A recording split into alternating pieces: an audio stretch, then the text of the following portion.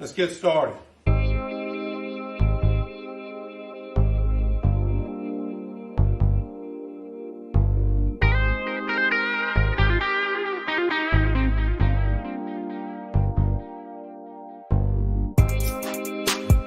J.C. Sherbert. Woo!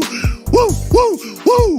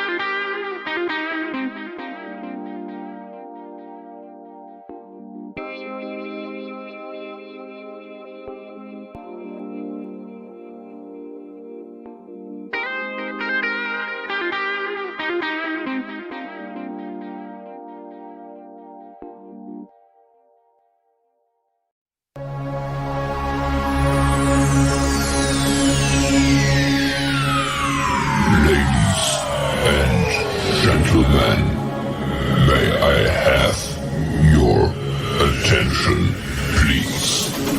The show starts in 10, 9, 8, 7, 6, 5, 4, 3, 2, 1. Go. The electricity here in Columbia, well, has been buzzing loudly all weekend. Passion of the crowd in Williams-Brice Stadium is second to none. And the rave breaks out in Columbia. It is good! Gamecock fans, welcome home. See how it goes, but we'll be ready to go. It's time to root. Let's go, Carolina! It's gone! Touchdown! What a hit! He baked it in! Can you believe it? Gamecocks have won this game! Here are your hosts, J.C. Sherbert. Oh, watch him celebrate now! Phil Molinex. My wife doesn't like hanging around losers. And Jamie Bradford. I'm going to tell him, you look like you joined Duck Dynasty.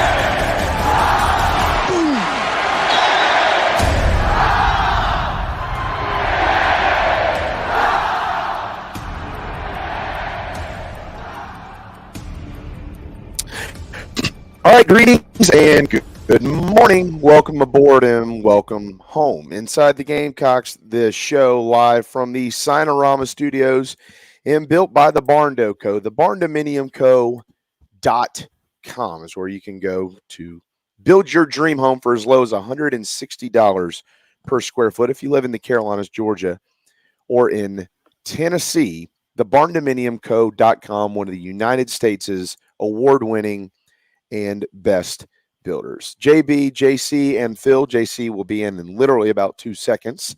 And we'll take you until 1 o'clock this afternoon as we continue to get you prepped and ready to go for this weekend's super regional matchups, and the one that we most care about, South Carolina and Florida. Down in Gainesville yesterday, Mark Kingston was able to pop in with us.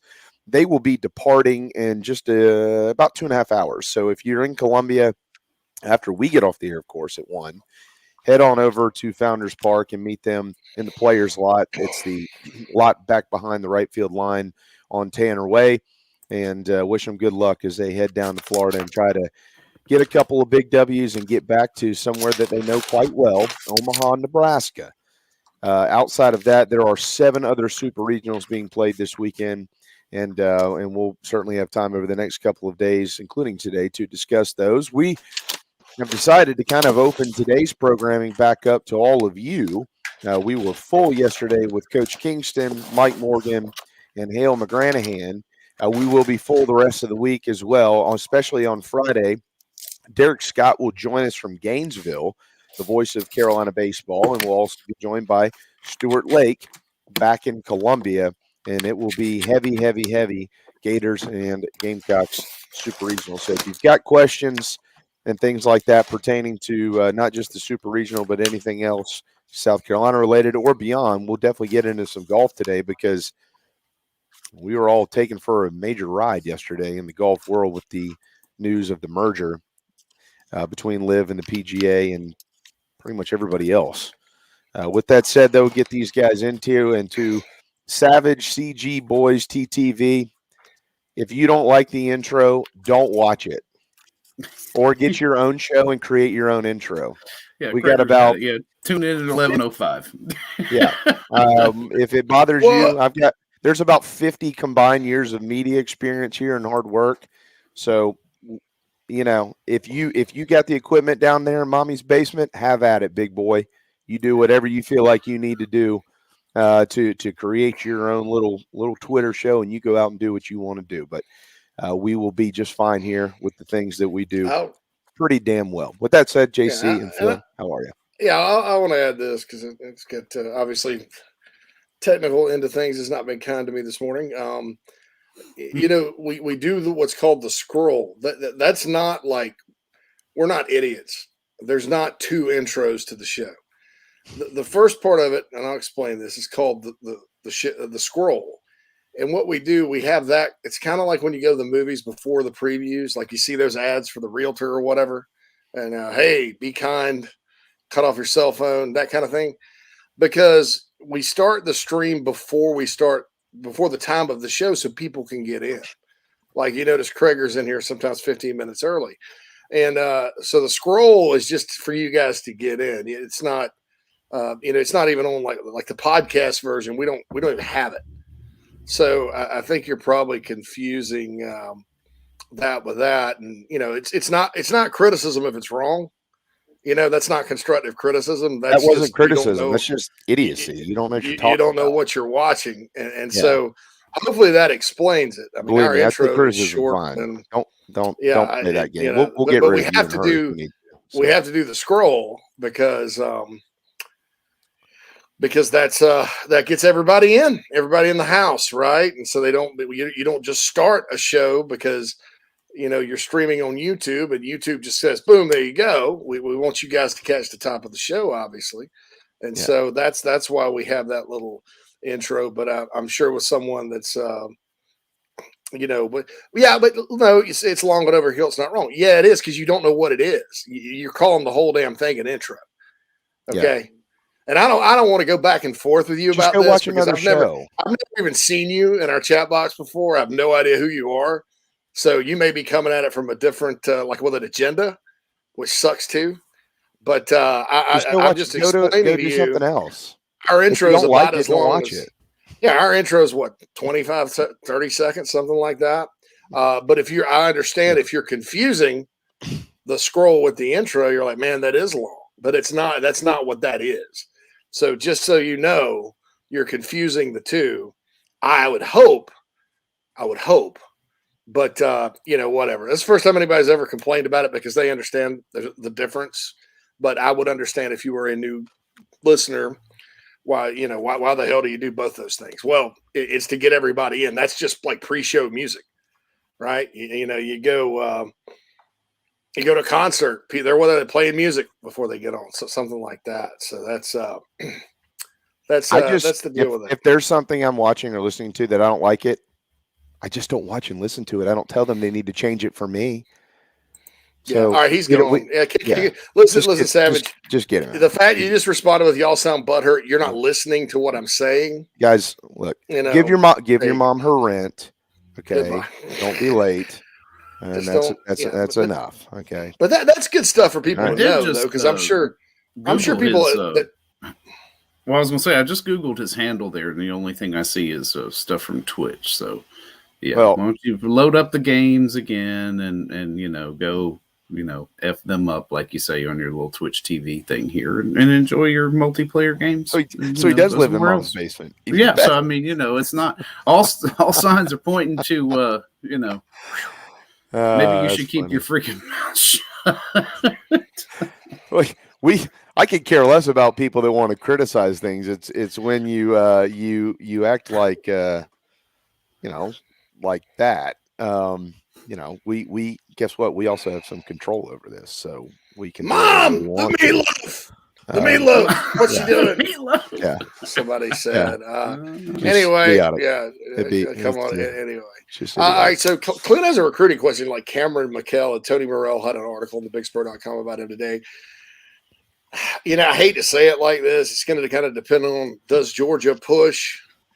It could end up being like a situation like Josh Vann a few years ago. Like, Vann wasn't ready to commit to Georgia. He really was leaning to South Carolina. So the Bulldogs had another receiver, ended up okay for them out of Peach Valley in the state. They like just as well. And that's the luxury of coaching at Georgia, especially recruiting in state. It's just going to kind of depend. I think the longer it goes, the better it is for South Carolina. But and that's what you want. I mean, Georgia obviously is very attractive recruiting at a high level right now. They're not only winning championships, they're sending a boatload of guys to the NFL, which kids love. It's Georgia. He's a Georgia kid. But I think there is an opening there, and Carolina's recruiting him awfully, awfully hard. So that's the deal there. So that's kind of what I'm saying. Bruin says, why is everyone picking us to win 6 games this season? Am I missing something? Is it the Dowell effect? Bruin, what I would hope that as a listener to this show, you understand that there's, number one, there was not ever a Dowell effect outside of our little fiefdom fans and myself too. Nobody outside of the program looked and goes, God, that went and looked and goes, God, that was a bad hire. Well, I will say this in defense of his question there.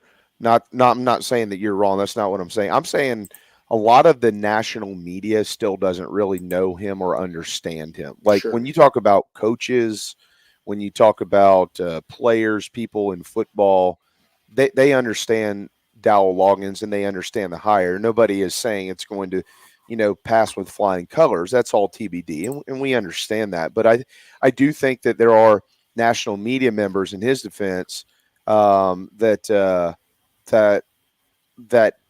they look at the name Dowell Loggins. Okay, let me put it this way: Clemson hired who? Garrett Riley, right? Garrett Riley. That's obviously going to be a bigger. It's a big name. We don't know how well it's going to work out, but it's a big name. So, like that's what happens during talking season, right? You look at the names, you look at the stats, you look at all these things. Carolina's never been really a program that's gotten a lot of love in the offseason anyways. They might get some from time to time from different shows and different sports writers and things like that. But when it comes time to actually picking wins and stuff, usually people are very apprehensive to give them anything more. They kind of make them earn it, that type of thing, where every year you're going to walk in and teams that have earned it over the years, LSU, Alabama, Georgia, and so on and so forth, generally you're going to get the benefit of the doubt. Even Florida and Tennessee from time to time. We walk in and go, why does everybody think Tennessee's going to win 8 games?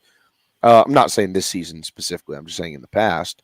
So I actually understand that question. I don't I don't think a lot of people know what to actually expect with some of the off-season changes. And as always, the schedule comes into play when you talk about the Gamecocks and predicting wins. Yeah, I think and when you look at the schedule, but that's what I was, going to bring up as a schedule is like you've got. It's hard to not consider like 3 or 4 of these games just like true pick'ems. Either from a history standpoint. Hell, the opener itself is. We're not going to be favored. As a program, I think going into that game, North Carolina is going to be favored. I don't think anybody's going to be surprised if we win, but from a betting odds standpoint, that's probably lean UNC. You haven't beat Missouri, and I can only remember when. So you got to throw that into the toss-up category, regardless of what your team looks like stacked up against theirs. You lost to Florida 34-6 last year in an inexplicable offensive fart. And then, so there's 3 right there. Then you're playing Georgia. Well, I think the 4.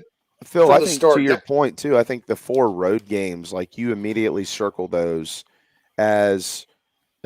When I'm not talking about us, I'm not talking about people who are more optimistic like I am. I'm not talking about JC, who obviously does his homework and knows what he's doing. Been doing it for 30 years. I'm not talking about you or the large majority of our fan base, or the large majority of the 66,000 plus people that watch and listen to us every day.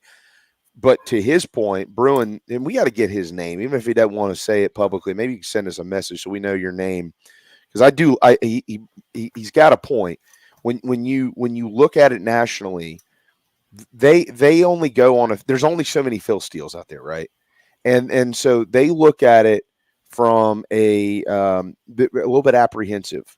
They look at it and they go, okay, well, they've never won at A&M. I don't care that they beat them last year. That was a fluke year for A&M. Okay, fine. Tennessee, they drubbed them, but they rarely win in Knoxville, and they got to go to Knoxville, and it's hard to beat the Vols in Knoxville. That's always a glance at it, piece of paper type pick. Nobody beats Georgia in Georgia. And South Carolina, as you just pointed out, Phil, it feels like has never beaten Missouri. They have, but it feels like they never have. Yeah.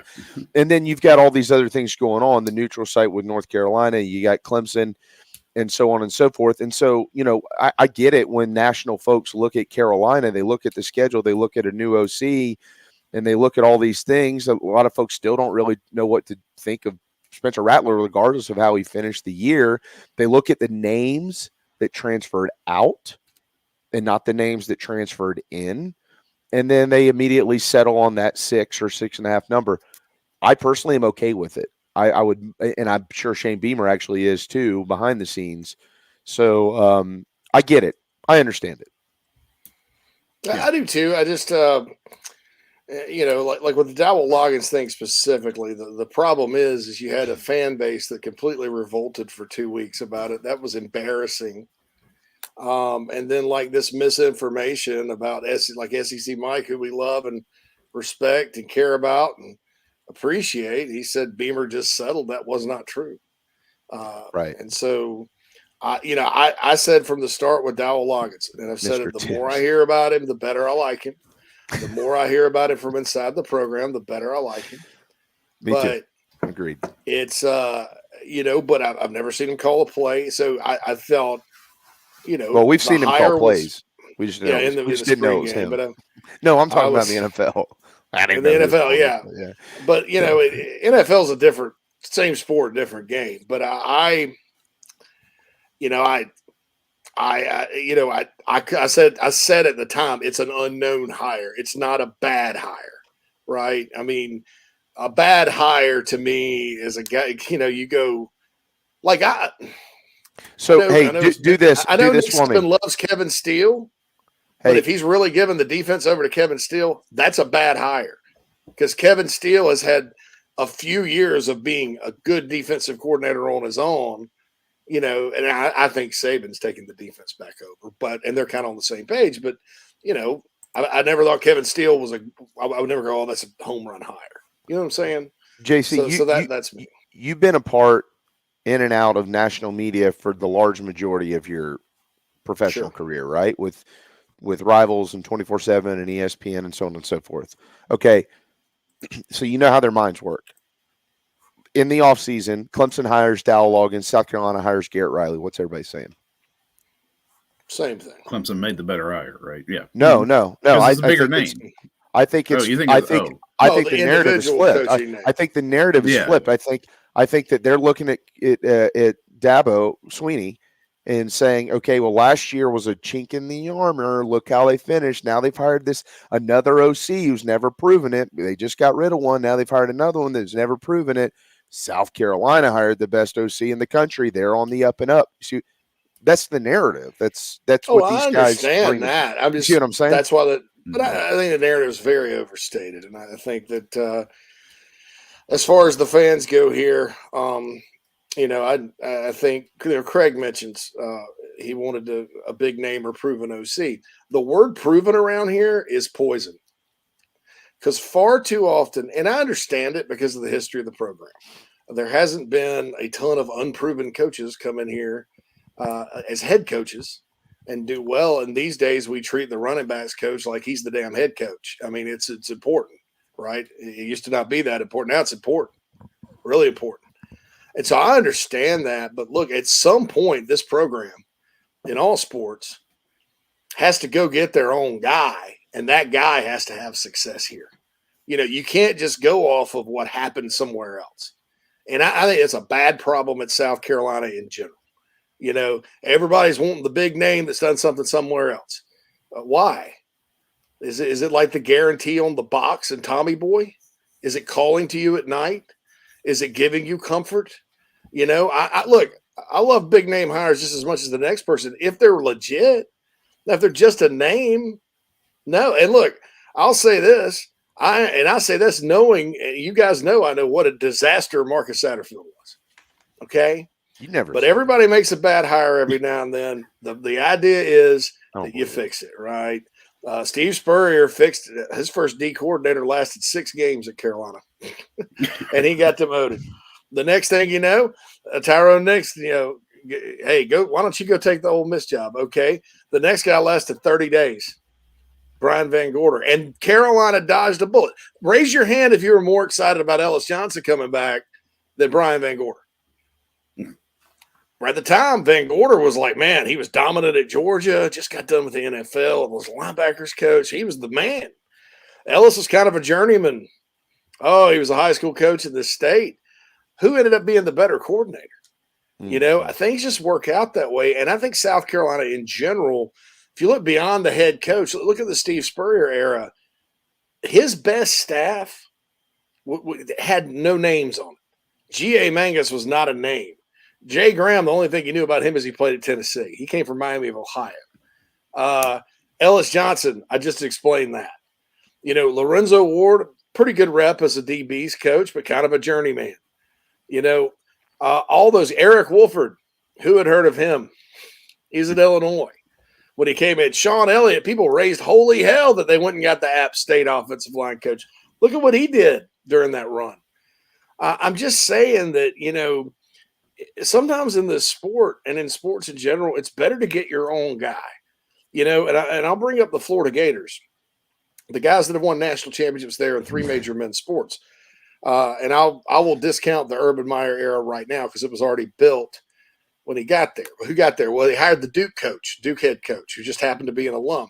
He put his own stamp on that program and away they went. They hired Billy Donovan, who was at Marshall. I hadn't even heard from Billy Donovan since I watched Providence and Rick Pitino go to the Final Four in '87. Who saw that coming? Because at the time, Carolina basketball was rolling, right? Billy comes in there and makes his own way. Kevin O'Sullivan was the pitching coach at Clemson before they hired him. Kirby Smart was an assistant at Alabama. Look at what he's doing. Most programs that ascend, Dabo Sweeney, unless they're just absolute blue bloods, ascend by kind of going, Saban tree, it's nice and all. This coach has a big rep, but they zig instead of zagging, and it works out. It doesn't always work out. Brad Scott didn't work out. Right? Will Muschamp didn't work out. Those were gutsy hires. Well, hires. The proof is in the 2 coaches right now. I mean, Dabo was way outside of the box. Way outside of the box. Yeah. Way. Clemson, and I'll remind everyone, Clemson has won 3 national championships in its history, right? Both those All those national championships were run by 2 coaches. Neither one had ever been a coordinator. Both were internal promotions because the previous guy either got fired or left. Meanwhile, they've also hired Ken Hatfield, who had it rolling at Arkansas. He lasted, 3 years? Tommy Bowden was on top of everyone's list. Had Tommy Bowden wanted to come to South Carolina instead of Lou Holtz, Mike McGee would have hired Tommy Bowden. He was that hot of a coach. Yeah. Yep. And sure how did things work there? So look, it just, I just encourage everybody to just get off this whole we need a name kind of thing. Now, at some point you do need a name. I think if Lamont Paris doesn't work out in men's basketball, you need to go back to the name. Go get a name, go get a proven guy. But different programs are at different spots. If baseball didn't work out with Kingston, go get a name. Because that program, at some point, you make what's called a caged animal hire. But most of the time, those caged animal hires are few and far between. And you need to go get your guy, get behind your guy, and let him roll with it. Well, and I think that's exactly what Shane did with the Dowell Loggins hire. He didn't interview anybody else. No, and let's not know the lie about him chasing Garrett Riley. We know that's a lie. Yeah, so. and let's not distort the conversation either. The initial question was, why are they being picked to win just 6 games or 6.5 games, and not necessarily whether Shane internally, whether this fan base agrees or disagrees with his hire. I know there's still some that certainly will question it until they see it. That is absolutely 1,000% fair. But for the purpose of talking season, my comment or advice would be, it's June 7th.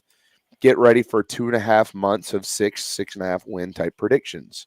You have somebody here and there that maybe bumps them up a half a win or to 7.5, but there's going to be a lot of, we'll see.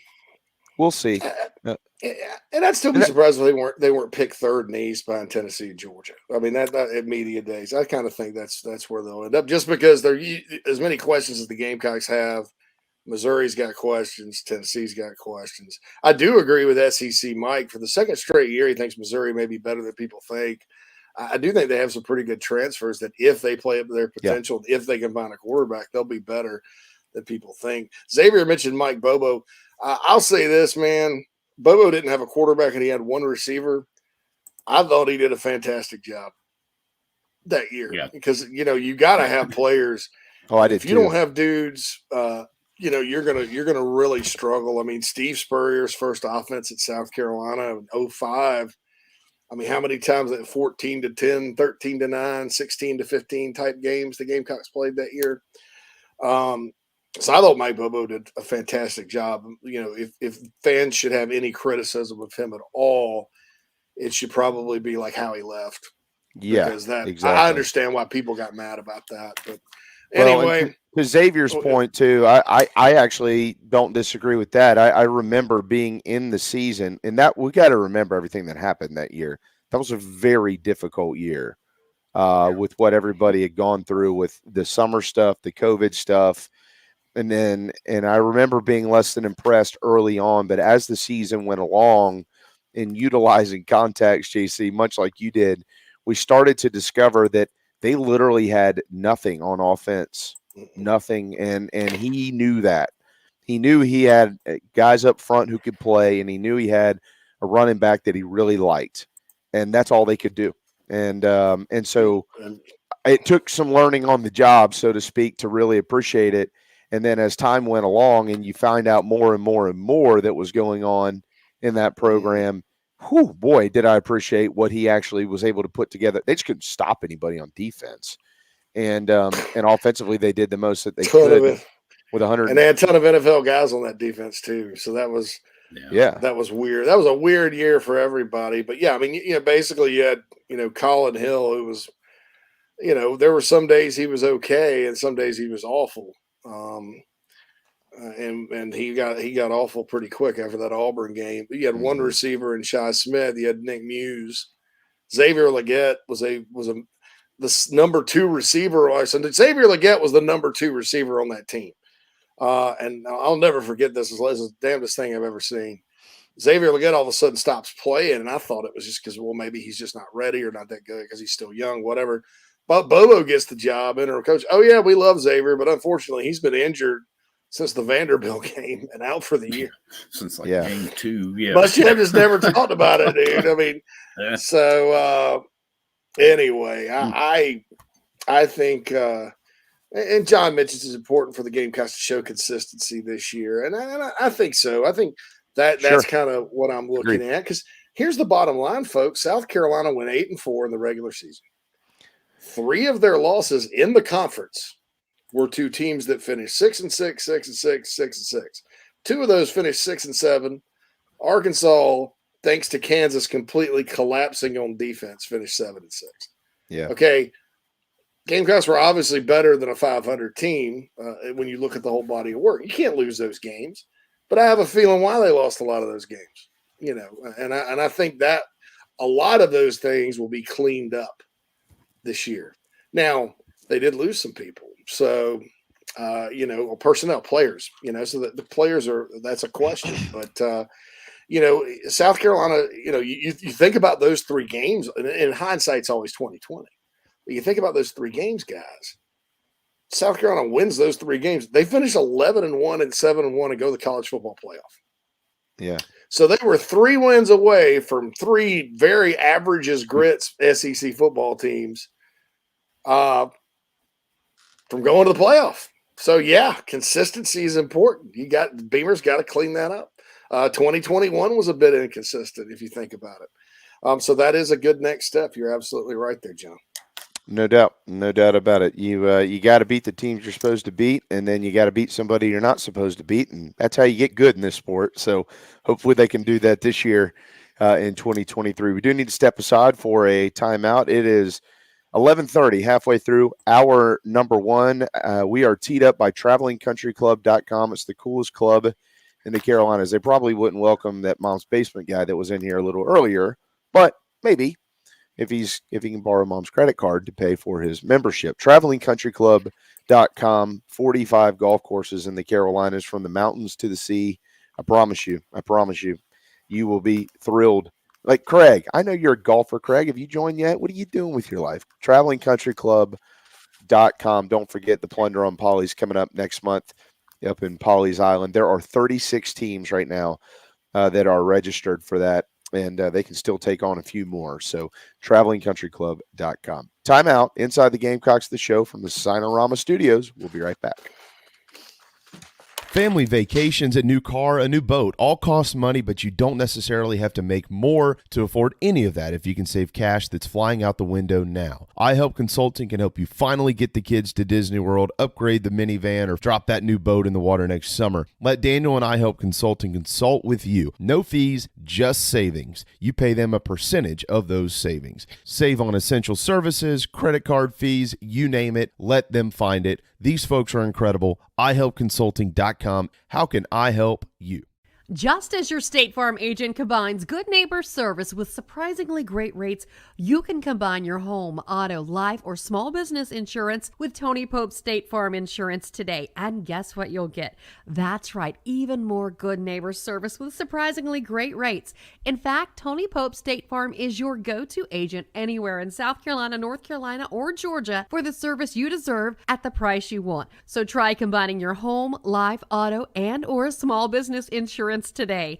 Tony Pope State Farm has been in business for more than 30 years and can handle anything you need in the tri-state area. Once again, Tony Pope State Farm will help you mix and match perfectly. Call 843-851-2222 or visit TonyPope.com today. Like a good neighbor, State Farm is there. The real estate market has changed dramatically from just a year ago. Rates, supply, demand, all of your traditional factors are in a transition phase. That's why if you or someone you know are considering making a move in the low country, contact me, JB, at Coast to Coast Realty. I work with an outstanding support cast of attorneys, lenders, inspectors, insurance agents, and more, all of whom are valuable in helping find a way for you to comfortably make your real estate decision. That's right. Call me, JB, your low country real estate broadcaster.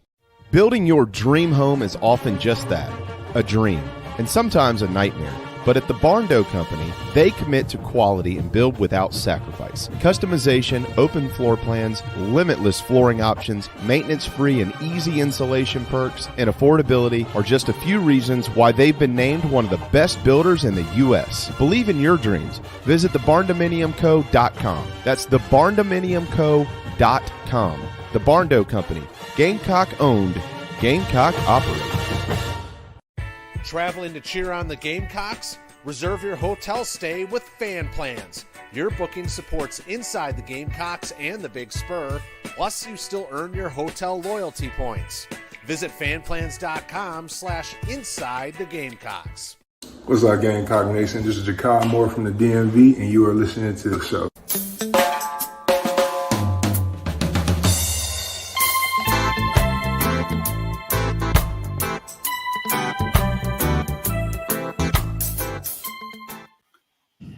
Welcome back, everybody. Inside the Gamecocks, the show presented to you in the first hour by Cindy Searfossen, the Coldwell Banker Kane Realty team here in the Upstate. Give Cindy a call at 864-414-5271 for your Upstate residential real estate needs. And guys, you know, first of all, I was just going to say, not to commandeer the show real quick, though. Let me wish my wife a happy 20th anniversary. Well, there you go. Okay. I was just get that. Literally just about to say, hey, Phil, don't you have something to tell us? Yeah, there you go. See, good Lord. 20 years. 20 freaking years, man. Is that what happened to all the hair in your head? Is that what happened? 20 years of marriage? No, I was losing it before then. Don't even have to shave it anymore. Congratulations. I remember that day, actually. That's awesome. I remember that day well. And Carolina was in a super regional that day against it was 03, so it was when they won and came back and played North Carolina. Yeah. In the supers, two really close games. And I remember after the wedding between the wedding and the rehearsal, catching the game on the old radio, Mike Morgan. Yeah. Pretty good. I remember that day was a beautiful ceremony and a wonderful reception at a very nice place in Greenville. And Phil got lost on me today was the 7th, bud, because the 28th isn't that special of a day for me anymore. No worries. I remember our anniversaries used to be close, but that's right. 3 weeks to the day we got married. Anyway, yeah. Well, I mean, I just, JC, the fact that you don't remember Phil's anniversary every year is kind of phony. I mean, what kind of friend are you? I mean, I remember every one of my friends' anniversaries. I barely remember my own anniversary every year, let alone my friends. Really? My buddies are like, yeah, it's our anniversary. Well, okay, cool. Enjoy. 20. Yeah, it's weird. 20 years people will wish you a happy anniversary, and then somebody will apologize after the fact. I'm sorry, I didn't know. I'm like, why would you freaking remember my anniversary? Yeah, exactly. Dude, we forgot your birthday. Yeah. We forgot your birthday. I mean, I had it written down. I was ready to roll, and then we just I told Jamie, just completely forgotten it. Bruin, no, yet once again that the mystery guy is not Jordan Birch. That's a separate entity. No, it's a separate situation. So that's right. We'll see. Let's see. By the way, we got plenty on baseball coming today, tomorrow, and we are well aware of what's coming up on Friday night. I did want to hit on a couple little football things here that are in the Nana Sports chat box, and please continue to fill it up. Nice to see all of you as it always is. And by the way, hats off to the thousands of you that watch and listen to this program after live programming, because I know a lot of you are doing other things in the afternoon. Means a lot, and I really do appreciate that. Jamie said the sure wins are Furman, Jacksonville State, and Vandy. The must wins are North Carolina, Mississippi State, Florida, at Missouri, Kentucky. That's 8. The gravy wins, of course, I think y'all can figure out who the rest are. A&M, Clemson, Tennessee, and probable loss is Georgia. Jamie, I disagree with you. I think they're all sure wins. I think this will be the first undefeated season in the history of Gamecock football.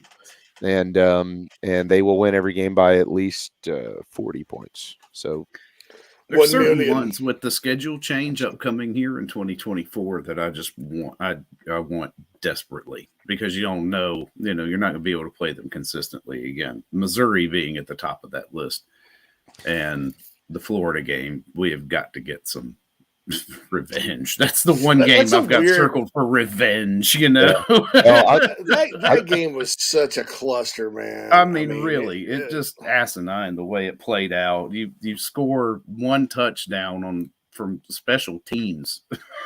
I mean, hey, not that surprises anybody, but God. Yeah, Phil, and Phil, I think I remember watching this after the game, and Shane from time to time, that's always that y'all talk about the national media, and we,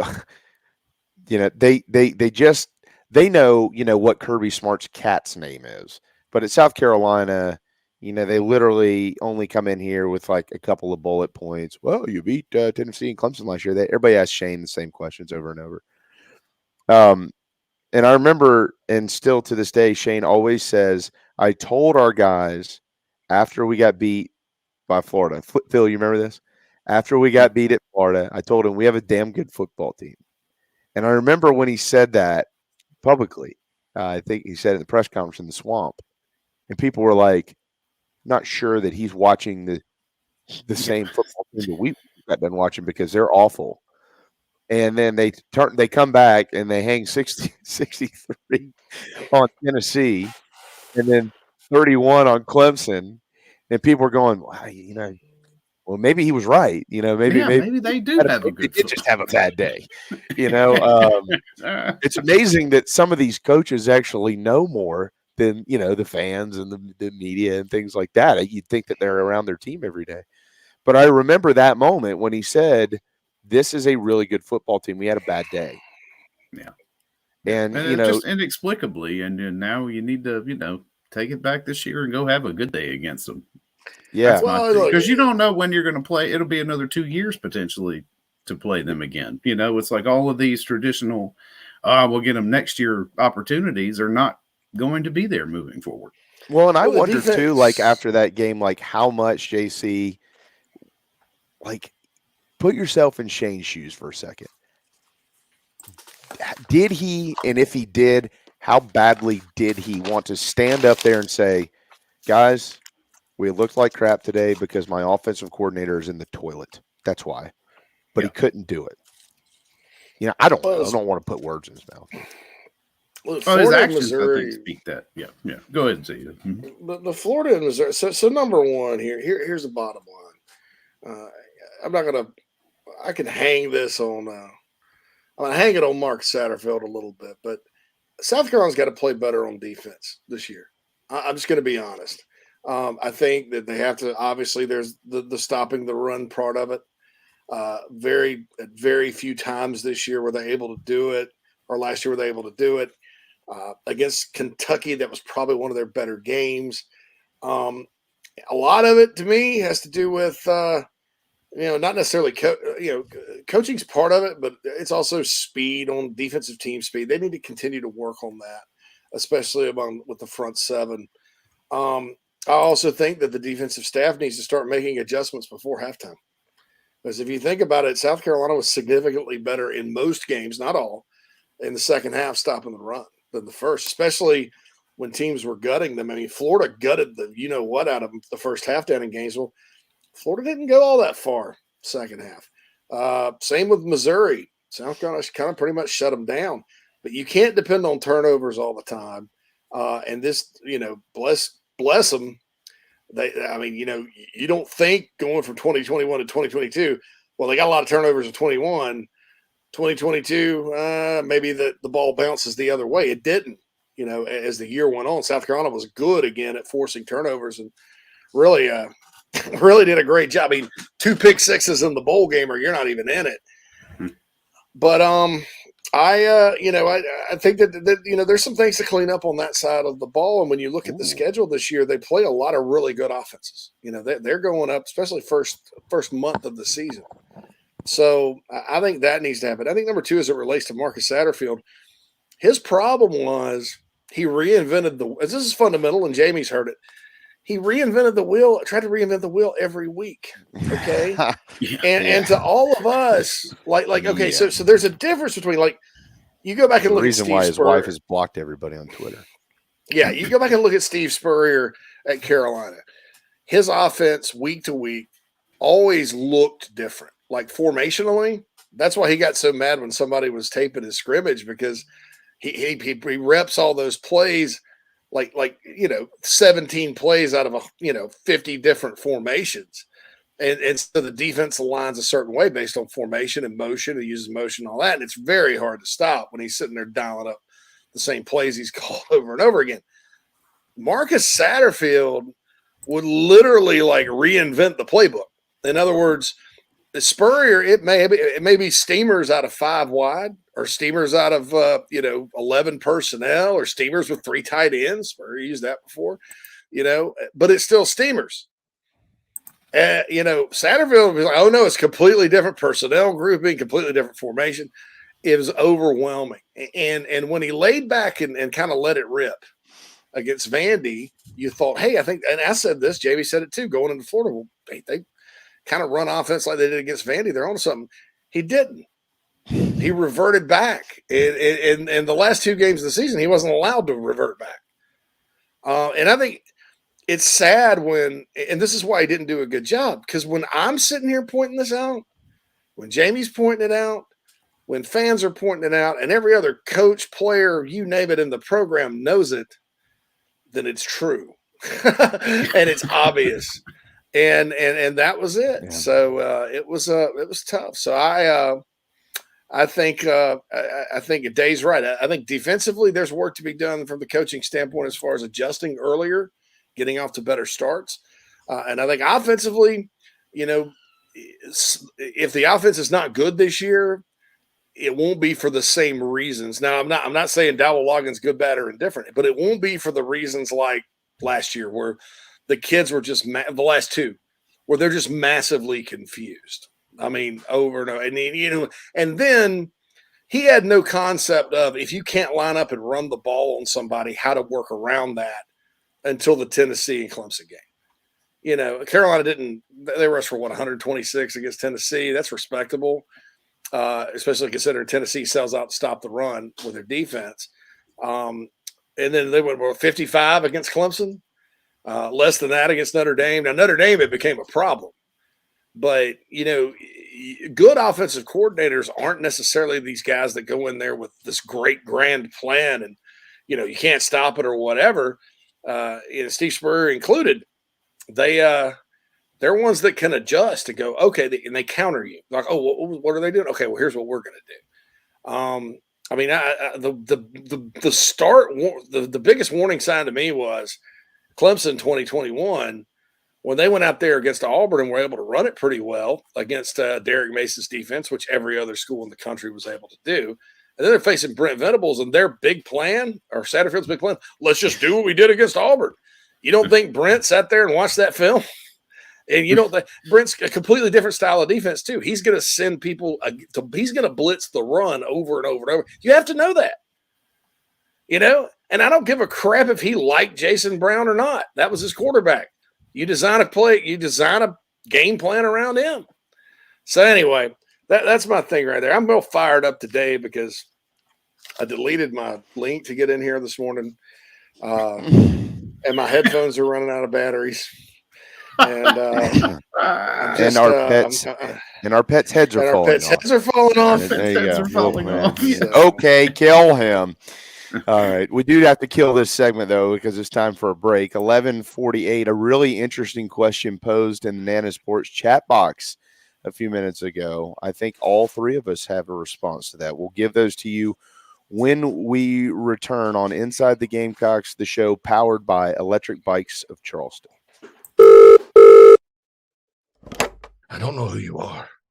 I don't know what you want. If you're looking for a karaoke partner, I can tell you, I can't carry a tune in a bucket. But what I do have is a very specific set of skills. Hang up now, and your IT nightmares will continue. But stay on the line, and I will find you. And when I find you, I will fix it. Thanks. I think I have the wrong number. I'm trying to call Matt at Heritage Digital. He has a one price, low cost turnkey solution for all my IT needs. And I'm sick and tired of my IT guy. So yeah, 843-699-1001. This is 1002. Oh, well, thanks anyway. Don't be taken by some IT dude that talks a big game. Give Matt at Heritage Digital a call, 843-699-1001. Golfers and wannabe golfers, former Gamecock golfer Meredith Taylor is now a full-time golf instructor in the Midlands of South Carolina. In-person golf lessons are held at the Country Club of Lexington. Half-hour, hour, on course 9 or 18 holes. And if you're outside of South Carolina, Meredith conducts virtual lessons. Just send in your golf swing for analysis. Gift cards are available for in-person 1-hour lessons. Connect on Twitter at Mayor Taylor and find her online at McKellarEnterprises.org. Her email is on the website. Schedule your next lesson today with Meredith Taylor, former Gamecock golfer. Hey Gamecock fans, it's Evan Stone from Gamecock Baseball. A couple of painters paint the show garnet and black every day and get the job done right at a fair cost. Go to letmepaintsomething.com for information and an estimate. Go Cox. You heard Evan Stone, Gamecock fans. 10% off for military repeat customers or mention the show. Interior, exterior painting, fencing, cabinet staining, concrete painting, popcorn ceiling removal, and more. 803-522-6832. LetMePaintSomething.com. Don't you know, no. From the littlest chick to the big old cock, it's the gift. Here comes the West. Danny Hill. He'll run. Touchdown. Oh, watch him celebrate now. Top of the cool, style of the show. You're used to who's born to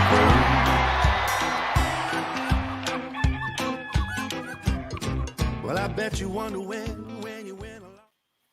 Welcome back, everybody, inside the Gamecocks, the show. Hold on, we just got a message. Oh, yeah. That was me. There you go. That was just okay. programming stuff. I've yeah, just programming stuff. Interesting question you're looking at, the trade-off question. Kevin, yeah. I'm trying to find it. Oh my goodness, that's a good. It's a decent question, but you gotta because there's a lot of ways around this, and you're starting to see folks getting creative with it. So Kevin's question is, I've got a question. Kevin, you're spelling like a Georgia fan, but I understand what you're saying here. I've got a poll question for you. Would you trade one SEC football win in the fall for 2 wins on the diamond this weekend?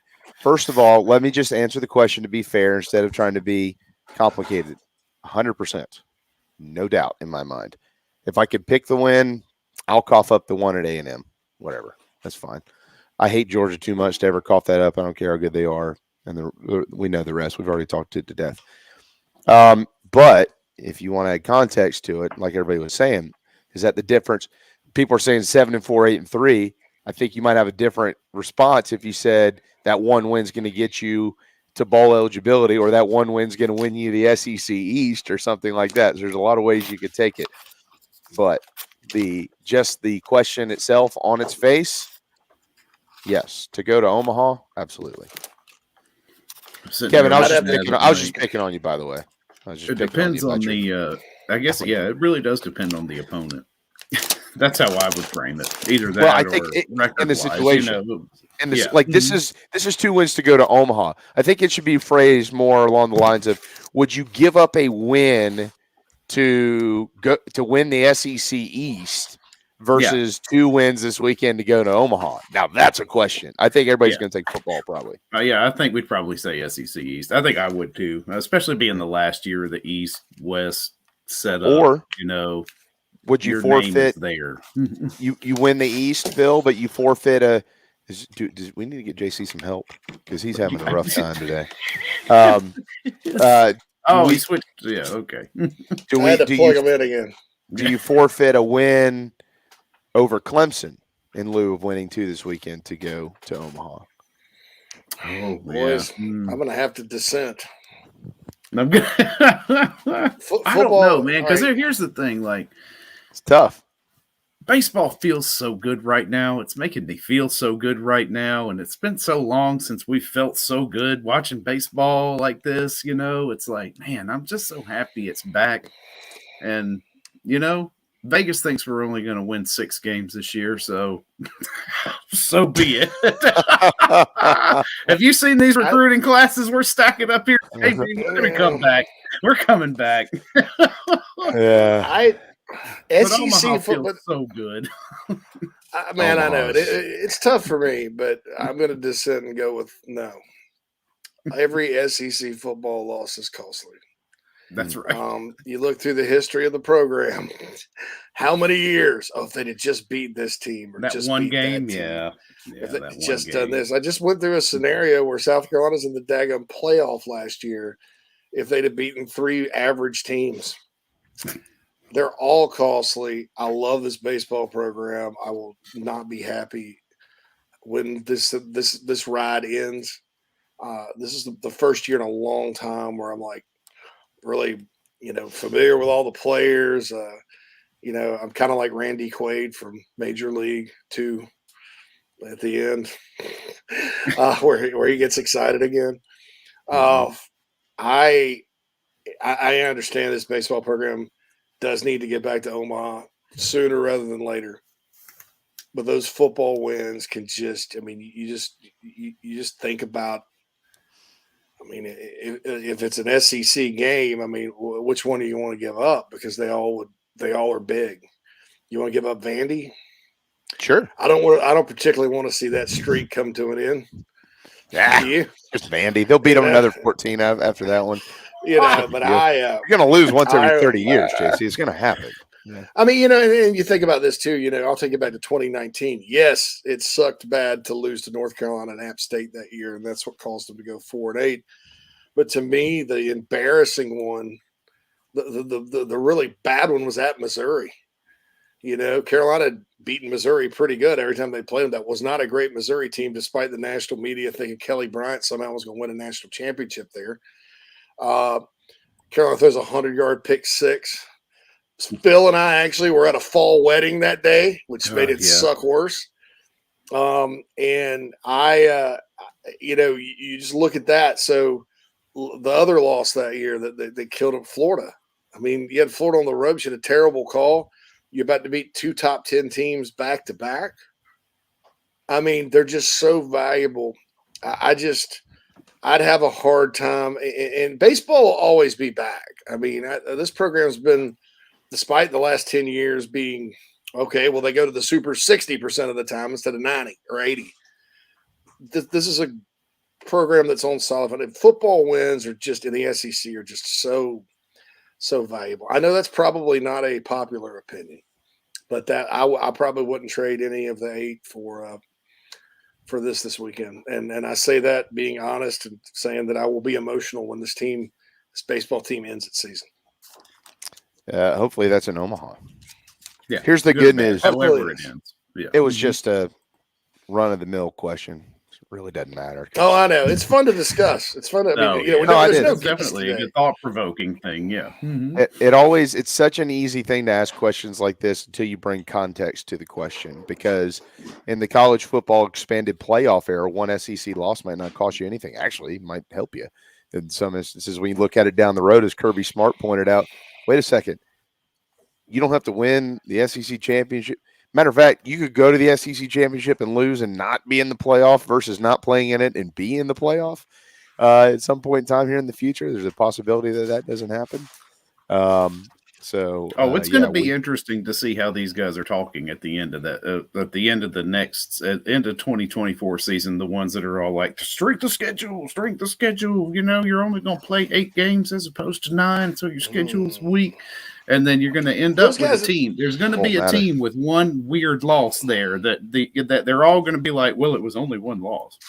Well, and you have to be realistic about the committee too. The media never talks about how crappy the committee is. Nobody raised an objection to Notre Dame being undefeated, clearly not as good as the rest of the playoff field. Multiple times. Clearly. Anytime they're undefeated. Oh, they're in. Mini game. Yeah. Oh, undefeated. There. Yeah.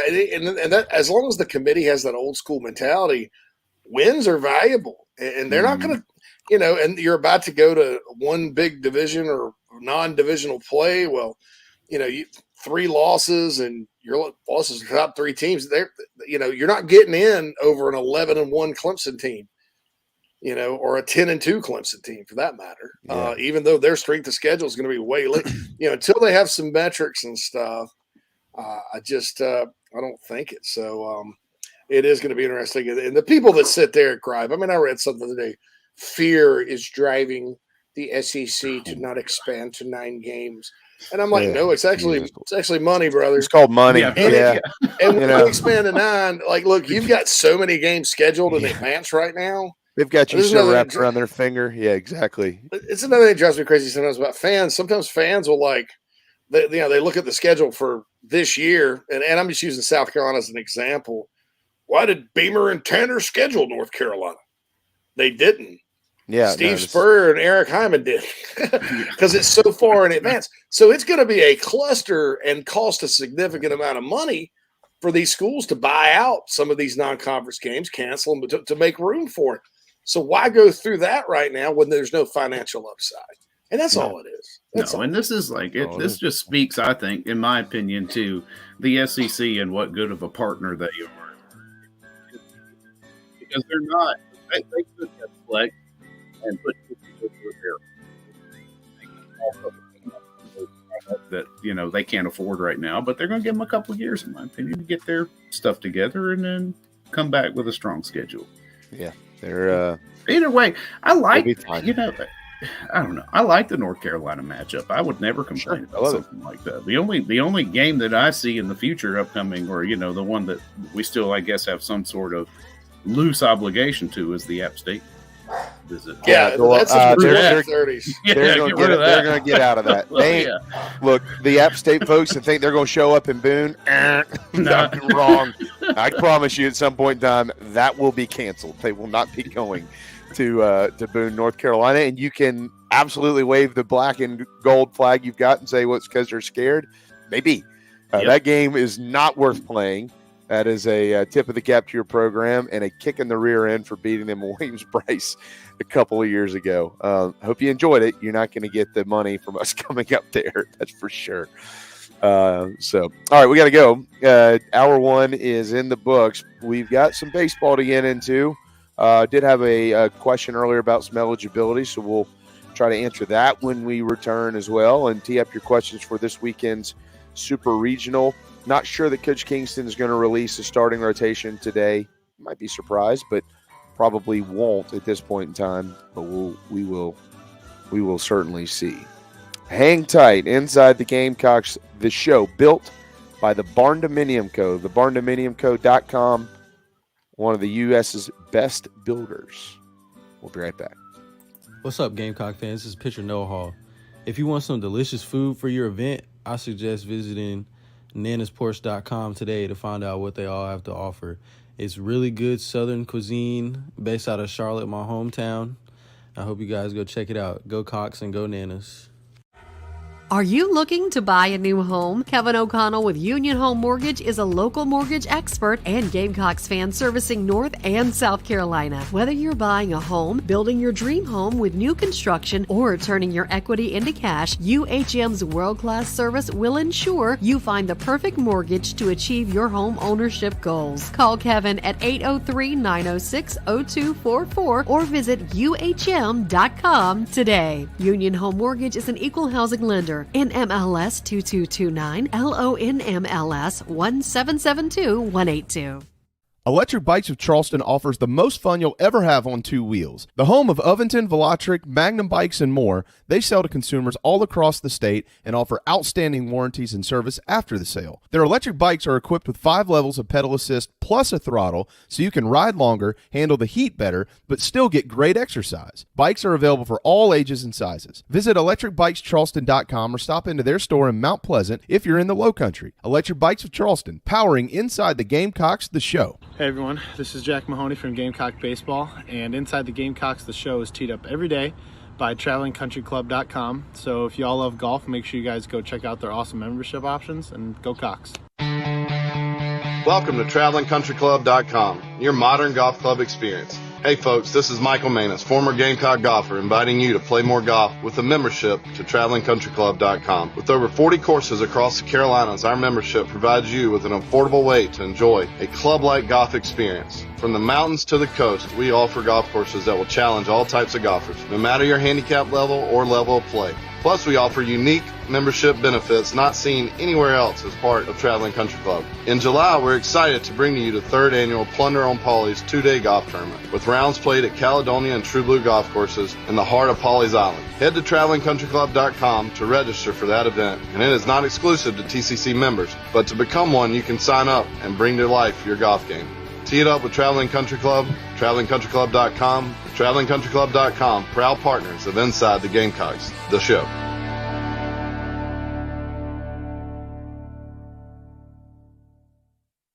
This is Zachary Davis from Carolina Hoops, and you're watching the show with JB, JC, and Phil. Go Cox.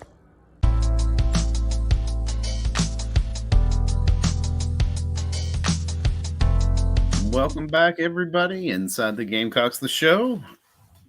12:04, second hour of the show. The first hour flew by. It's been fun. We had some great conversations today.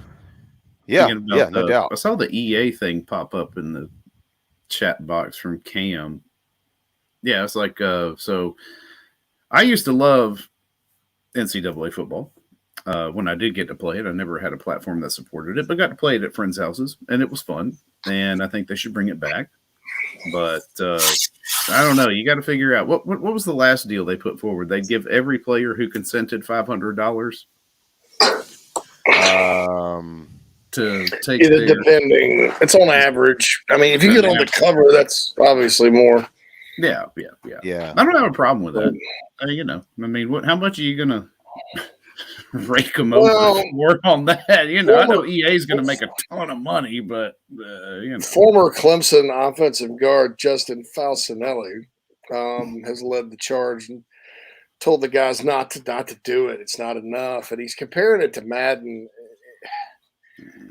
Look,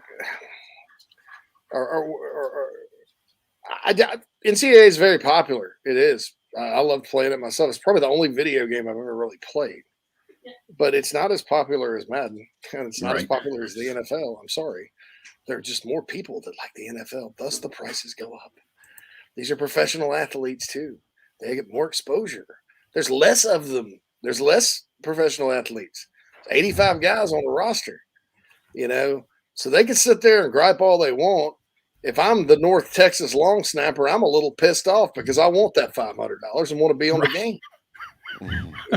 I mean, I'm sorry. It's it's Harrison said leave it to Clemson to screw it. I don't even know it's a Clemson thing. I think it's just people that are in advocacy love to advocate, and I get it.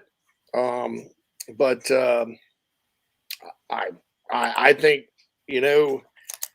I would need to look at the details. I mean, are you going to pay Caleb Williams $500 to be in the game? I would think he would get a little more.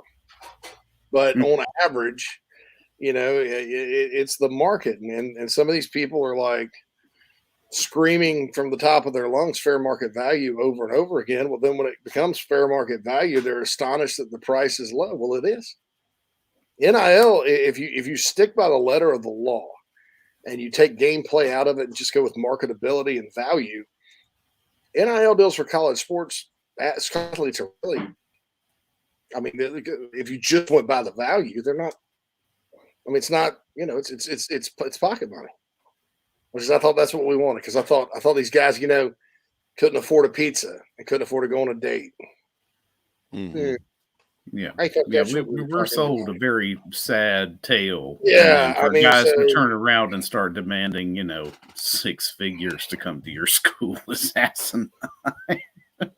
That's a hell of a damn date. California's trying to sign a law where all athletes get $25 per year per player, whether it's a revenue sport or not. That's cold. Good luck. I don't even want to get into that right now. We may have some left wingers out there that wouldn't appreciate what I had to say about that, but or far left. I'm sorry, not your normal run-of-the-mill Democrats. But the far left, everybody should get everybody else's money, I guess. And California's got a lot to pay for. So who knows? But it's yeah. Go ahead. I, for one, by the way, am in favor of also bringing back the 1 year that they did the college baseball game. Just so everybody's aware of. That was awesome. Yeah, I was that a was big fun. fan of that. I played that too. That was. Yeah, we used to play like as each other. Dude, hey, no, I made Smoke one time, and Smoke and I were playing against each other in college. I was like, "You want to play? Yeah, I'll play." He didn't like video games, but so he played, and he was this like puny little kid that I made like 5'6", 150 pounds, who couldn't hit. And I let him be my team. He's like, "That's not even me, man." I was like, "I know that. It's a video game." Says it is. It's your avatar, Smoke. Your avatar. So well, I'd hit 150. I'd hit 150 with just a thumb. I was like, "Oh God, here we go." All right. Speaking of baseball, by the way, here's some quick history for everybody with the Super Regionals coming up. In the last 14 years in Omaha, 8 SEC teams have won national championships, and of the 28 teams that have played for national championships, 16 have been out of the Southeastern Conference, and of those 16, 8 different programs. Think about that for a second. 8 different programs. There's only 14 in the league. So over half the league has played for a national championship in the last 14 years. That is nuts. And of all of the teams that have been in Omaha in the last 14 years, 39 of the 112 spots have been filled by the SEC. There's 300-something teams in college baseball. One league has filled up 35% of the slots in the last 14 years. So that is some of what will be decided this weekend. We know at least 2 teams out of the SEC will be back in the middle of America. Guaranteed. Yeah, guaranteed. I'm missing. LSU, Florida, I was asking who. I made a list. I was asking who. I was about to ask you who I was missing. It was LSU. So Ole Miss, Mississippi State, South Carolina, Florida, Vandy, Arkansas, Georgia, LSU. They've all played for it. Arkansas, amazingly enough, has never won the national championship in baseball. Yeah, should have. They were should have super a couple close. years ago. Yeah. And Georgia has actually played for it in 07, 08. Georgia's won it. Georgia's won it, but they won it in 90. Yeah. Yeah. They played. Georgia started the streak. They played in 08. LSU won it in 09. Carolina won it in 10 and 11. And then the Gamecocks played for it again in 12. Mm-hmm. And that was really that streak of SEC appearances is when it kind of began. Yeah, the Pac-12 actually is the second, as far as national championships go. The Pac-12 would be number 2 on that list. Oregon State, UCLA's won it, Arizona won it. We all know, fortunately. But the ACC has really struggled when they've been out there. Virginia broke through 1 year. Yeah, 2015. Virginia, Vandy, but they've really struggled otherwise. Those 2 North Carolina teams were really good. They got beat by Oregon State in back-to-back years, and then there was the year Fresno State beat Georgia. We'll never forget that. But it's been interesting. Omaha's interesting, and with Texas and Oklahoma coming into the league, it's about to get even more interesting, because as good as LSU and South Carolina and all these programs in the league have been in baseball, Texas is sort of a gold standard. So, yeah, I mean they've been there the most, 36 times. I think they've been in Omaha. I believe the Longhorns have, which is really amazing. And then they've got Stanford this weekend, right? It's another one. Yeah, I was like, top 8, in my opinion, is that Stanford team. Yeah, Stanford's been, by the way, 17 times. Don't you love their program, Jamie? Weren't you saying that? No, I don't. I appreciate that West Coast style. I can't stand. Why? I don't know what it is. It bores me to death to watch them play base. I respect the way they play, but it just bores me to death. I don't know.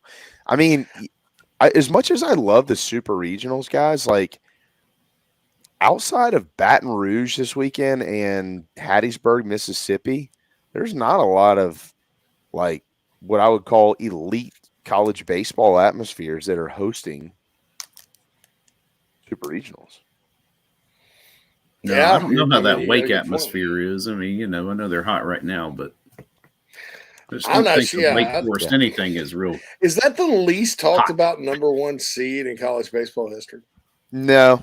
I mean, we haven't talked about it a lot, but there's plenty who the national guys have given them their due. Yeah, they have. Okay, yeah. Yeah, there's no doubt. I mean, they are really, really good. I mean, I don't think that what happened to Tennessee last year is going to happen this year to Wake Forest. I don't foresee that. I think they will beat Alabama and they'll be in Omaha. They're just solid, man. I think what happened to Tennessee last year, guys, I'm not a Tony Vitello fan. Don't know him personally. Certainly know people who know him personally, and they mostly don't really care for him. But I think that team, as talented as they were, and as much emotion as they were running on, they were a very emotional bunch, right? I mean, ball left the yard, and they celebrated like they won the lottery, even over the World Series. I think that's what bit them late. You had that Notre Dame group that came in, just kind of we're here for business, and Tennessee was living and dying on every pitch and couldn't wait to get the crowd into it, and like it was a wrestling match. And I think that's what bit them. Wake isn't like that. They're very business oriented. They show up and play.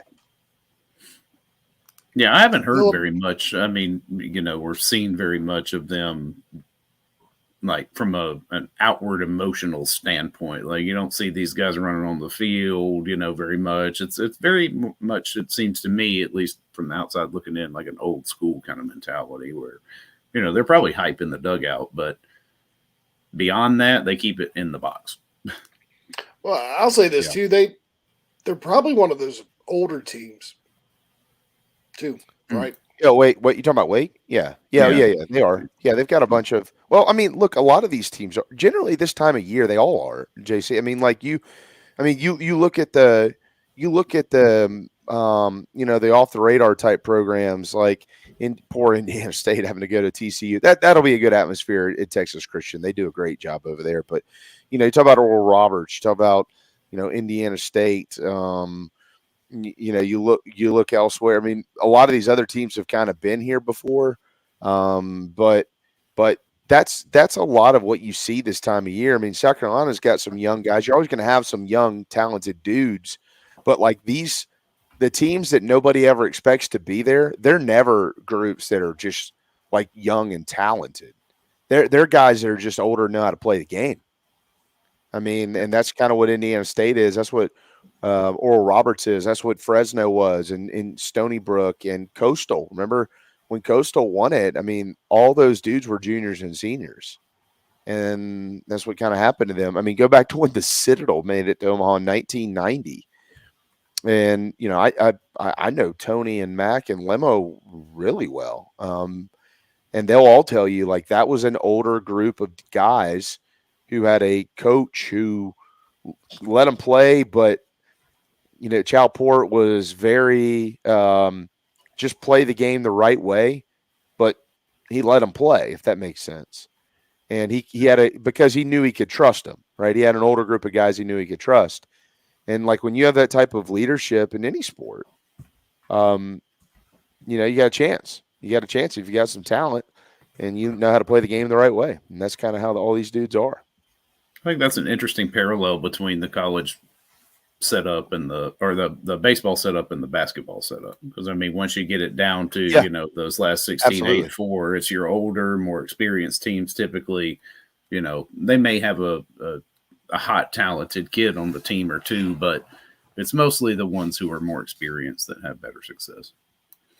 You're exactly right. There's no doubt about it, Phil. There's no doubt. And I mean, and South Carolina is right there. I mean, this is going to be this generally you're able to do this. Think about all the supers that they've played in. Carolina this weekend is the team with the second most super regional appearances of all time. The only one that's been there more is Texas. But when you watch this series starting Friday night through Sunday, watch Florida, watch South Carolina. If you've got a little notebook, or if you're old school, or you can save it in your phone, jot down a lot of the names that you see that you think have a chance to make it to the big leagues. And then in about 3 years, go back and look at that list, because you're going to go, man, all these dudes played in a 3-game series to go to Omaha 3 years ago. I mean, King said it with us yesterday, and the national media this weekend is going to be Jack Caglione, Wyatt Langford, blah, blah, blah, blah. That's all they're going to talk about, okay? They're already doing it. Now, they're going to give Ethan Petrie his due, because Ethan Petrie's a freshman, and he had a couple of big knocks against the big dogs earlier in the year. But, when in 3 to 5 years, you'll be able to you'll see more guys from Florida sooner. But you're going to have a ton of big leaguers off that team. And then you got a bunch of guys in South Carolina, mostly on the pitching staff, who are probably going to have a chance. And then you got some other guys, they're going to crack into the big leagues at some point in time, guys who actually are in the lineup day in and day out. Carolinas will mostly be pitcher. Will Sanders is going to have a chance. Jack Mahoney, people might not think this, but Sanders is going to have a chance to pitch in the big leagues. Jack Mahoney's going to have a chance. Noah Hall's not pitching this weekend, but he's going to have a chance. James Hicks, the guy who's going to have a chance. There's going to be more than a handful of guys between these two teams that in 3 to 5 years we're going to go, wow, we saw him up. TJ Hopkins just broke into the big league. I bet a lot of people watching TJ Hopkins play college baseball thought he was a great college baseball player, but weren't sure he'd be a big leaguer. Same thing with Grayson Griner, right? And they broke into the big leagues. So Carolina's got a lot of those type players on their team that in a few years they're going to get their crack too. For sure. Speaking of pitching, though, was what do you? I guess I can understand beyond just a gamesmanship mentality for not releasing a starting rotation for what's coming up in Florida. But is there an advantage in that the fact that South Carolina legitimately has 5 guys that could start any of these 3 games, as we've seen over the back half of the season, to not put a name out there? That way, I mean, if you are trying to prepare for a pitcher, you potentially have 5 instead of just 3. So I think that and Bill, you're right. Did I say Texas? LSU's been LSU, yeah. So all right, let's go back to last week. I don't care for Campbell a whole lot. I didn't know that I didn't care for Campbell until I started hearing some of the stories last weekend from how they were kind of treating this thing. So there was a little bit of a game to be played there. O'Sullivan and King, unless they really don't know, they're going to give you their rotation when they do know. It's almost like, hey boys, the adults eat at the big table. You know what I mean? You know what I'm saying here? Welcome to the big leagues, kid. There is in this league, there is a sense of respect amongst all these programs. I know Arkansas does things a little bit wonky, but when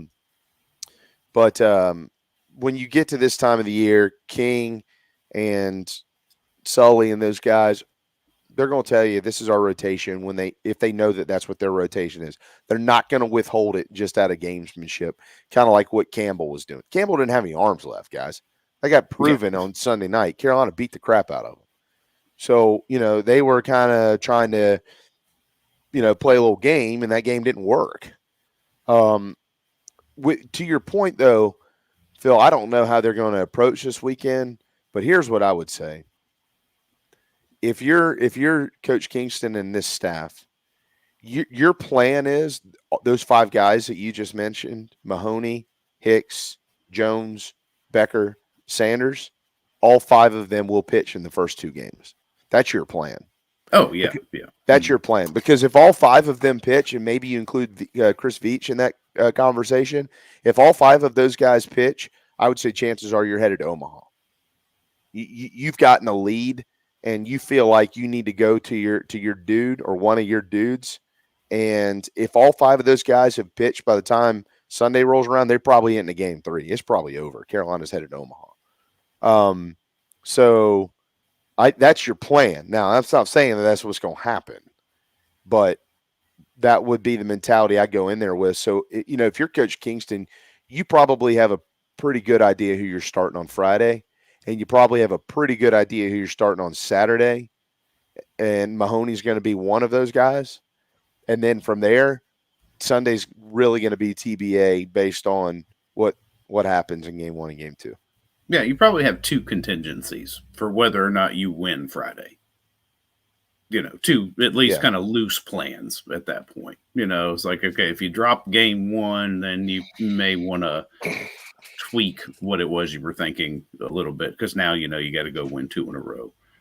So you need to set yourself up in that third game. You can't just throw the third game to the wind like Campbell. I think Campbell may have had a better experience had they not lost early in the regional. Had they not, gotten that first. Those type of teams feel like, regardless of what some people in the national media were trying to tell everybody, those type of teams, they don't have enough arms to get through. They have enough arms to get through a super, but the college baseball postseason, I think, is the neatest postseason, because you climb up a mountain and then you climb up a hill to get to Omaha. You know what I mean? Like, you can get to that hill in 3 games, but only so many teams can get there in 5 games. Right. And so, like, if you lose game 1 or you lose game 2, teams like Campbell generally just don't have enough arms. And I would, even with what was going on with the Gamecocks this year, like, if Noah Hall was available and Eli Jersenbeck was available, and they lost game 1 or game 2 in a regional format, not a super regional now. I'm talking about a regional format where you'd have to play 5. You could play up to 5 games. Yeah. Okay, we've seen them do it before. I think JC mentioned it the other day. They lost to Rhode Island in 2016. They came back and won the regional. We just saw what happened with Florida. They got beat, came back and won the regional, beat Texas Tech twice. Like, those type teams with that deep of the depth of those staffs can do that. But teams like Campbell generally can't.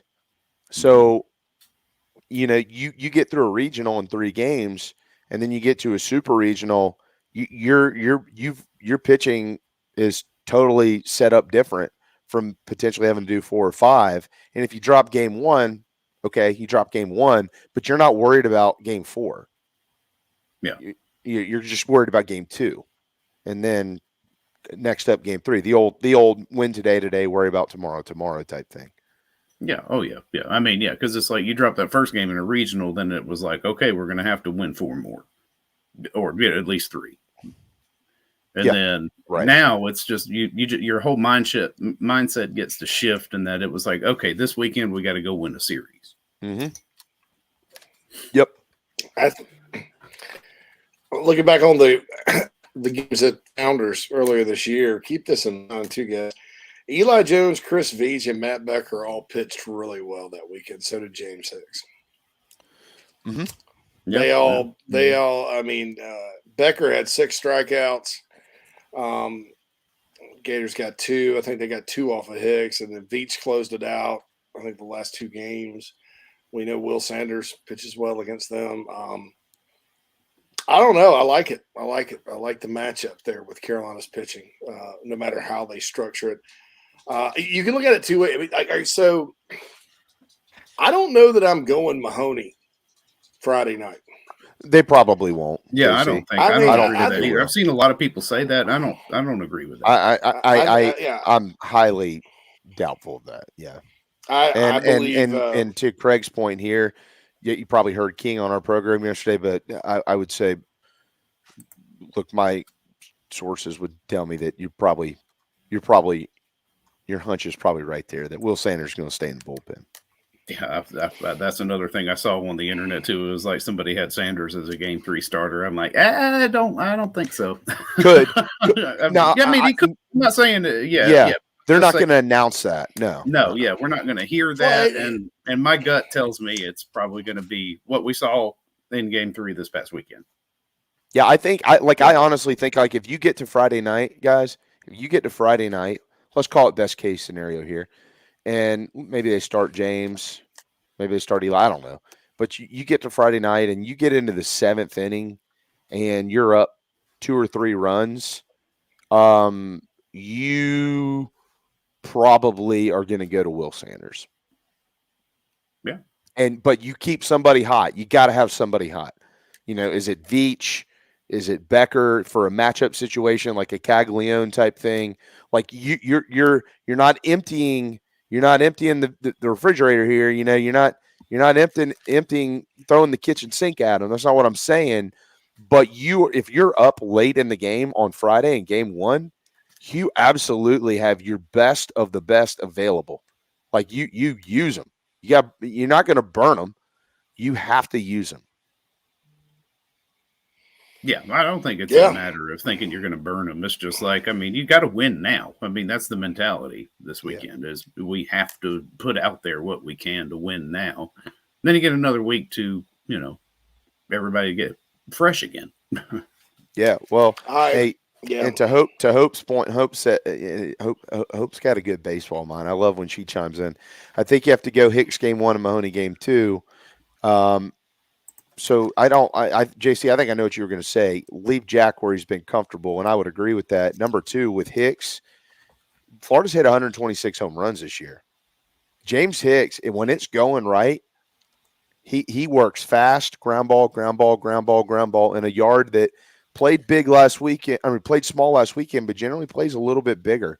400 to center, 380 in the gaps. So you go with a guy who just pitched in a ballpark like that in Hoover in the SEC tournament. Yeah. I don't think you get scared of putting Hicks out there game 1 because it's if he's keeping everything low, then that you've got your defense back. That's the other side of this is that your infield is back healthy again with maybe a few tweaks here and there last weekend, but nothing that's preventing anybody from starting. So it was just like, if it ain't broke, don't fix it. It worked this weekend. What's so much different now? I think best case scenario, you get Hicks and then Jones in long relief, and it works out for Hicks, like you said. And Jones is solid in long relief. Veach comes in to close it out maybe first day. And then you got Mahoney and Sanders Saturday. Yeah, hey, look, best case scenario is James Hicks throws 9 innings, 90 pitches on Friday night, and they win, 12-0. Yeah. That's the best case scenario, actually. If we really want to be I just, play a little chess there. I think you could get, if you can steal game 1 with Hicks and Eli, and then have Mahoney, and then because Mahoney's been pitching really, really well, and he had a good start against Florida the first time. They all did. You start him and you bring gets about 6th inning, you're maybe clinging to a 1-run lead. Yeah. I don't know why Larry Munson's all of a sudden calling baseball here, but and you bring in the Gator killer, Will Sanders. Now, if it blows up in your face, you're gonna have Matt Becker and Kate Austin on Sunday. Well, look, Matt Becker's good, and I know we got to go to break here, but one of the things that is very important this weekend is what they get behind the plate. Guys like Matt Becker, guys like James Hicks, those are the guys that need an extra inch or two out there from time to time. So if you got an umpire who expands it a little bit, they're going to have a chance to be really, really good. If it's somebody who's going to be really tight, maybe makes them throw it a little bit up in the zone. Like if Hicks starts on Friday, and I don't think they'll get tipped off on this, but as far as who's behind the plate Friday night. But like if Hicks starts on Friday and you got a guy who calls it mostly up higher in the zone as opposed to lower in the zone, that's a problem. Hicks is a guy that's got to get the low strike, and when he does, he's as good as anybody. I mean, he's really good. But when you got somebody that's not giving him the corners and is kind of making him throw it into a basket right around his belt, that can be a problem. 1 or 2 balls leave the yard, and you're talking about a long night all of a sudden. Yeah, they have the power to do that. Florida does. I mean, they're perfectly capable. It was interesting discussion today on the Big Spur. I know we got to get a break, but I'll throw this out there. People were like, well, how can Carolina's standards be as good as Florida's, and Vanderbilt and Arkansas, and, the teams that have been kind of the big dogs in the league lately. Florida has not left the regional round since 2018 before this year. That's the last year South Carolina also got to a super regional. So, yeah. They won it all in 2017. They won it all in 2017, and then it's been out in the regional, and then, of course, the COVID year they got canceled. So this is kind of first time in a while for the Gators too, getting to this round. Now I don't think they've ever lost a super.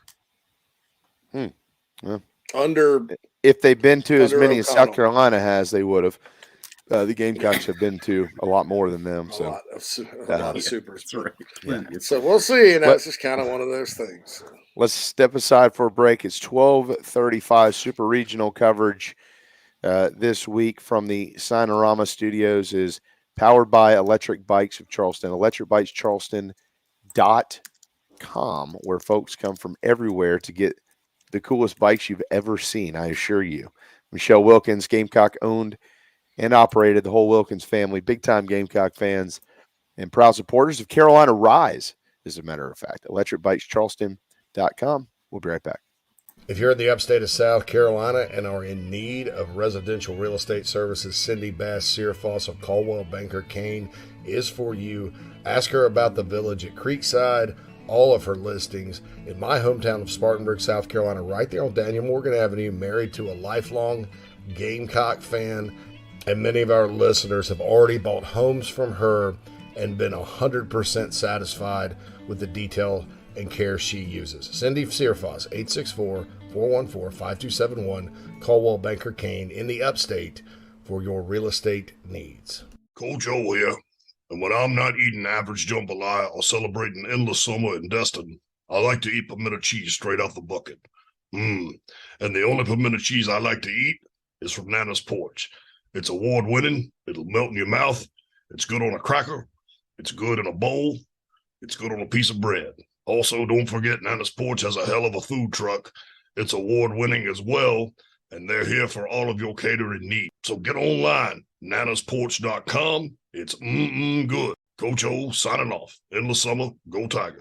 The preferred sign partner of Gamecock Athletics is Signorama Columbia, and they should be yours too. A full-service sign company that handles design, production, install, and service, Signorama Columbia has helped to bring to life the perfect vision for so many all across South Carolina. Owned and operated by proud Gamecock alumni, they can handle all types of signage, including interior and exterior, vehicle graphics, and more. Go to Signorama.com and find the West Columbia location, or call them at 803-407-9284. Bring your brand to life with Signorama Columbia, and go Gamecocks.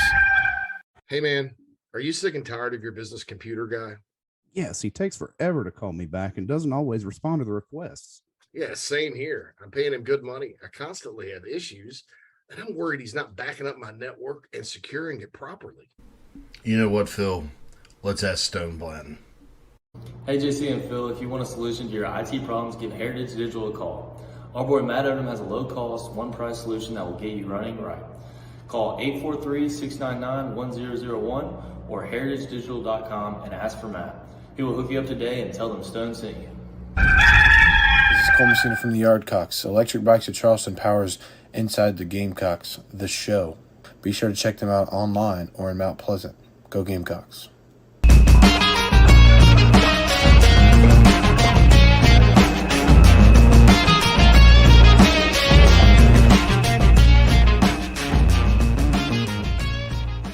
Welcome back, everybody, to the Signorama Columbia Studios for Inside the Gamecocks, the show. Series to, it's one series for your season this weekend. Yeah, you're 2 wins shy of Omaha. They have finally crossed the 40-win threshold again, something that got lost a lot this weekend, by the way. Carolina, 42 wins on the year. Cam asked, did Will Sanders not have Florida's number earlier this year? Well, he was one of 3 starters that did. All of them did that weekend. Mahoney and Becker were both special as well. But just remember something, Cam, with Will. He's been a little limited from a pitch count standpoint since he's been back. So it's not like back where he was in April where you can just hump him out there for 100 pitches if you need to. They have to use him where they can use him at his maximum that they can maximize, if that makes sense. I think they're leaning heavily towards maybe being able to use Will Sanders twice out of the bullpen. See, that's what I'm thinking too, is that if you're fortunate, you only need him for a couple, say game 1, and then if could you throw Sanders in back-to-back days? Do you think his arm is good to handle that, even with depends on pitch count? Oh, that's true. Yeah. Mm-hmm. Yeah, if he comes out and throws 2 innings, but 20 pitches, and they feel like they need him for an inning on Saturday, he'll be able to go. Yeah, if it's that low, for sure, you can bring him back out there. Yeah, love to see him close 2 games. Just to hear that. Well, I really don't like Florida. I was wrong. Florida has gone out in the Supers in 04 to Southern Miss, 04 to Miami. I think Carolina put Miami out of the College World Series that year. And 09 to Southern Miss is the only time under O'Sullivan they've gone out. But in the regional round, they've been upset prone before. Especially down there. So let's not concede anything, gentlemen. Yeah. Get to the mighty Gators. So South Carolina all time is 6-7 in super regionals. By the way, 1-5 on the road and 5-2 at home. The one on the road, hopefully everybody should be able to guess which one that was. I don't think I need to say it. And the other 2 were Louisiana Lafayette and then the Holbrook, Oklahoma State, 105 degrees. Nobody wants to hit the ball. Nobody wanted to be there. That atmosphere for the super regional, not as good as some others, because it was those first pitch times were noon. It's 103 degrees in Columbia. Gamecocks used up all their runs the week before. Actually, Oklahoma State was they got really hot at the time and knocked Clemson out, and then took care of business in 2. But other than that, Carolina's had tremendous success in the supers at home, and they did take those 2 from Coastal and JB. That year, kind of like look, they won a national championship that year, so I'm not predicting that type of success. Obviously, you don't know what's going to happen. Carolina's capable of making a run. But that year, if you remember, and I wrote about this today because I went through and talked about all the Florida-Carolina matchups that have meant something. Florida comes into Founders Park, takes 2 of 3, wins the SEC. Carolina had won that series. They're probably a top 8, and they don't have to go to Coastal for the Supers. But I remember people were kind of talking because it wasn't a slump. That team just kind of at the end of the regular season, 2 in Barbecue and Hoover, lost the Florida series. I think they lost to Kentucky, maybe got swept or lost 2 of 3 up at Kentucky late in that year. It wasn't a sprint to the finish, and it cost them a top 8. But, I think just like this year, everybody's sort of worried.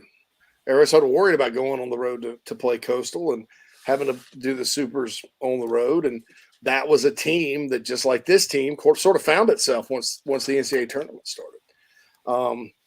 Christian Walker's hitting dingers to win the game and all that good stuff. And that was a really good Coastal team. And I think it was you that told me or said on the show yesterday, the best team that team felt like they played was Coastal Carolina all year. Yeah. And so I don't know. There is some precedent of a Gamecock team when the season's kind of gone like this, that's hit the road for the supers. That's things have worked out at least that 1 year. I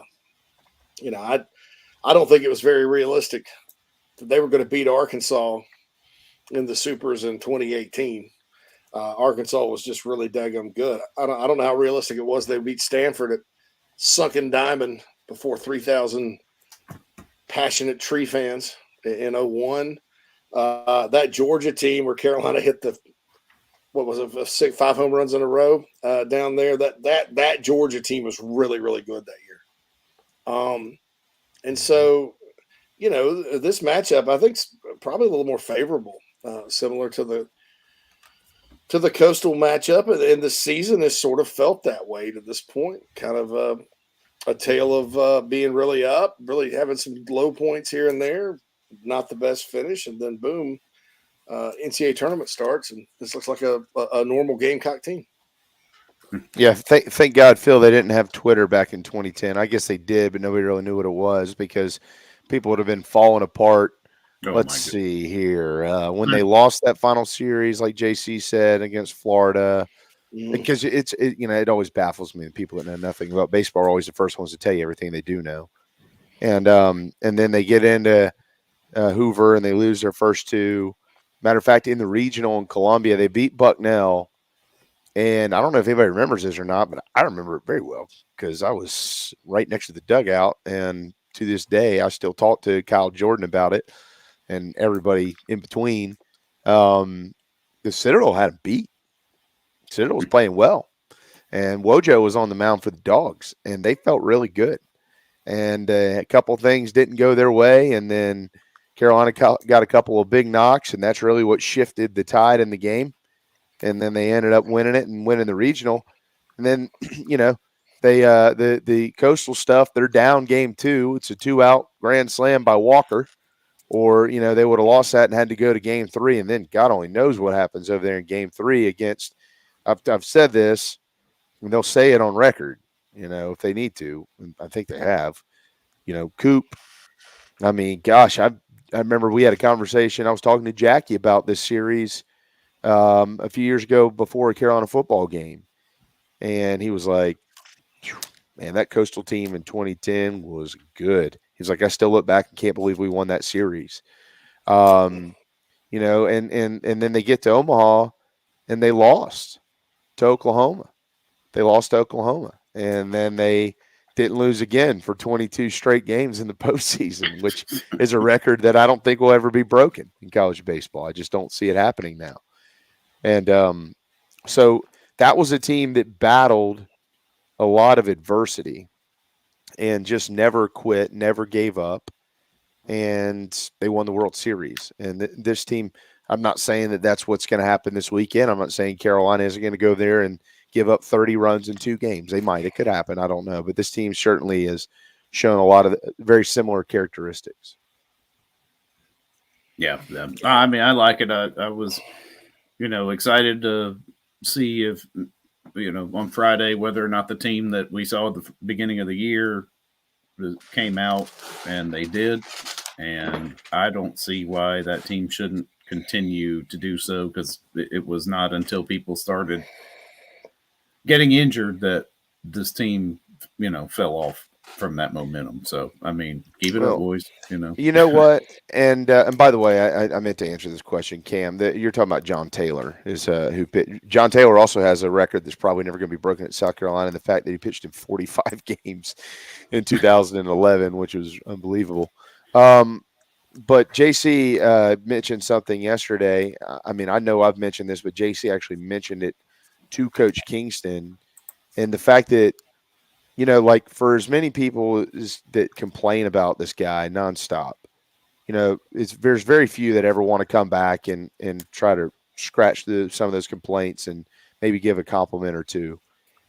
It is really hard when everybody just can't wait to tear you apart and tear you down, and you're losing games. It's really hard to block out the noise and stay in that cocoon. And you mentioned it, JC, yesterday to Coach King about being the leader and just continuing to make sure that they believed in themselves. And when did we have him on last, guys? Maybe a month. It was right before they kind of started sliding a little bit. And I think it was after the Florida sweep. Yeah, it was right after they swept Florida, right? And they had the whole week off. And we mentioned to him then, like, you haven't been scared to tell people that you have a good baseball team. Because, like, it's not like the old Lou Holtz days where everybody's better than you, you know? Oh, we're going to have to really try hard this weekend because Furman's the best team I've ever seen in my life, and yada, yada, yada. You know, and he would just run you into the dirt. You felt you have access now. Like, these players see it and hear it. They see it and hear it. And so it's almost like coaches have, not all of them, but a lot of them have decided to kind of turn the tide a little bit. And not only am I going to tell them that they're good in the locker room, but I'm not going to be two-faced and not say it publicly and avoid answering the question. I mean, those players, there's guys in that locker room that watch our show. There's guys in that locker room that listen to 107.5 The Game. There's guys in that locker room that watch the news, that read Twitter, of course, and this, that, and the other. So they know when their coach is speaking in a different tone from what he's speaking at practice or post-game or pregame, right? But the one thing that, as you pointed out yesterday, JC, he stayed very consistent in having a positive message with this group and saying, y'all, this is a good baseball team. We're going through some tough times, but we're okay, and we're going to fight through it. And I think that is a huge, huge, huge deal for why they are where they are right now. And the fact that nobody gave him, they might have lost games, but they never stopped believing that they could be where they are with a chance to get to Omaha. Yeah, I think that's good. You know, most good coaches are that way. If you think about it, they keep their guys, you know, they encourage their guys to fight through adversity. And, you know, there's the macro opinion about coaches, and that has to do with standards of your program and are they being met, and the bottom line, right? And that's what gets people fired, is if you're not meeting the bottom line. But then there's also kind of a micro element to it that, you know, and this is something that when I'm evaluating coaches, I probably should pay more attention to. All right, so how did they do when they got their tail whipped? How did they respond the next game or the next week? Did this last? Are there reasons why? You know, were they able to overcome injuries to a certain extent? You know, how did this team, when, you know, and I think it goes back to last year. Whittle points this out a lot. That team last year went 27-28. They probably had, 3 or 4 guys that were SEC level, and I'm not telling you anything Derek Scott didn't tell you the other day, and are on the broadcast. That team never quit. They rarely got swept. They won 13 SEC games. I think JB, you pointed this out too, and so maybe that was everybody was kind of, you know, not all that happy with Kingston, and myself included, because of the macro element. But the micro element, there were some positive signs. I mean, obviously last year you needed people to get back healthy, and you needed talent, you needed more players. And I look at football too in Beamer. You know, that team this year had some games that did not play up to its potential. Period. There's no getting around that. That's got to change eventually. But they got in there, and I remember getting a text from a source after the Florida game, and it's like, "Well, we're doing our best we can to fix it. And I think we're going to fix it." And I was like, "You're crazy. You're insane." Yeah. No. And lo and behold, look at it. They did, and no one would have ever thought about that. You know, I can't say that about men's basketball right now. I think there are some signs, but there were also some times where, you know, they did come off the mat, but then there were some times where they really shouldn't have lost, and there's more there. Now, hopefully, I will be able to at some point, but I think that's something that gets lost with Kingston. Is last year, as bad as it was, that is sick to everybody's stomach as it made everybody. You know, that team kind of started that attitude of, okay, we're not going to quit. We're going to keep our heads up and keep going. And I think that helped get through some of the rough times this year, because they could have easily said, here we go again. Easily. No doubt.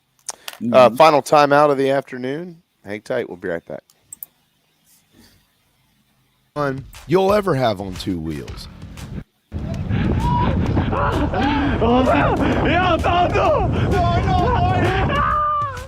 Magnum, Velotric, Aventon Bikes, and more, and they sell to consumers all across the state and offer outstanding warranties and service after the sale. 5 levels of pedal assist plus a throttle help you handle the southern heat better, but still get great exercise. Bikes are available all ages and sizes.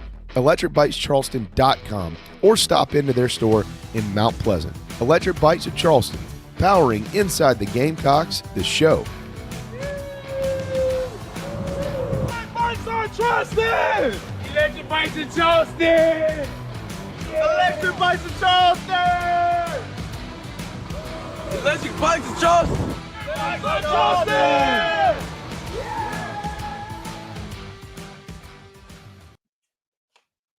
Buy a new home? Kevin O'Connell with Union Home Mortgage is a local mortgage expert and Gamecocks fan servicing North and South Carolina. Whether you're buying a home, building your dream home with new construction, or turning your equity into cash, UHM's world-class service will ensure you find the perfect mortgage to achieve your home ownership goals. Call Kevin at 803-906-0244 or visit UHM.com today. Union Home Mortgage is an equal housing lender. NMLS 2229, LONMLS 1772182. Welcome home. That's what the Gamecocks say, and so does the Barn Dough Company, where they can build your dream home starting as low as $160 per square foot. If you live in the Carolinas, Georgia, or Tennessee, their turnkey process takes just 4 to 6 months on average and can be custom designed by size and details. Make your dream a reality. Visit thebarndominiumco.com. That's thebarndominiumco.com. The Barn Dough Company, Gamecock, owned and operated. What's up, Gamecock fans? This is Ethan Petrie from Land O'Lakes, Florida, and you were listening to the show with JB, JC, and Phil. Go Cox. Deep drive to left. Morgan looks up.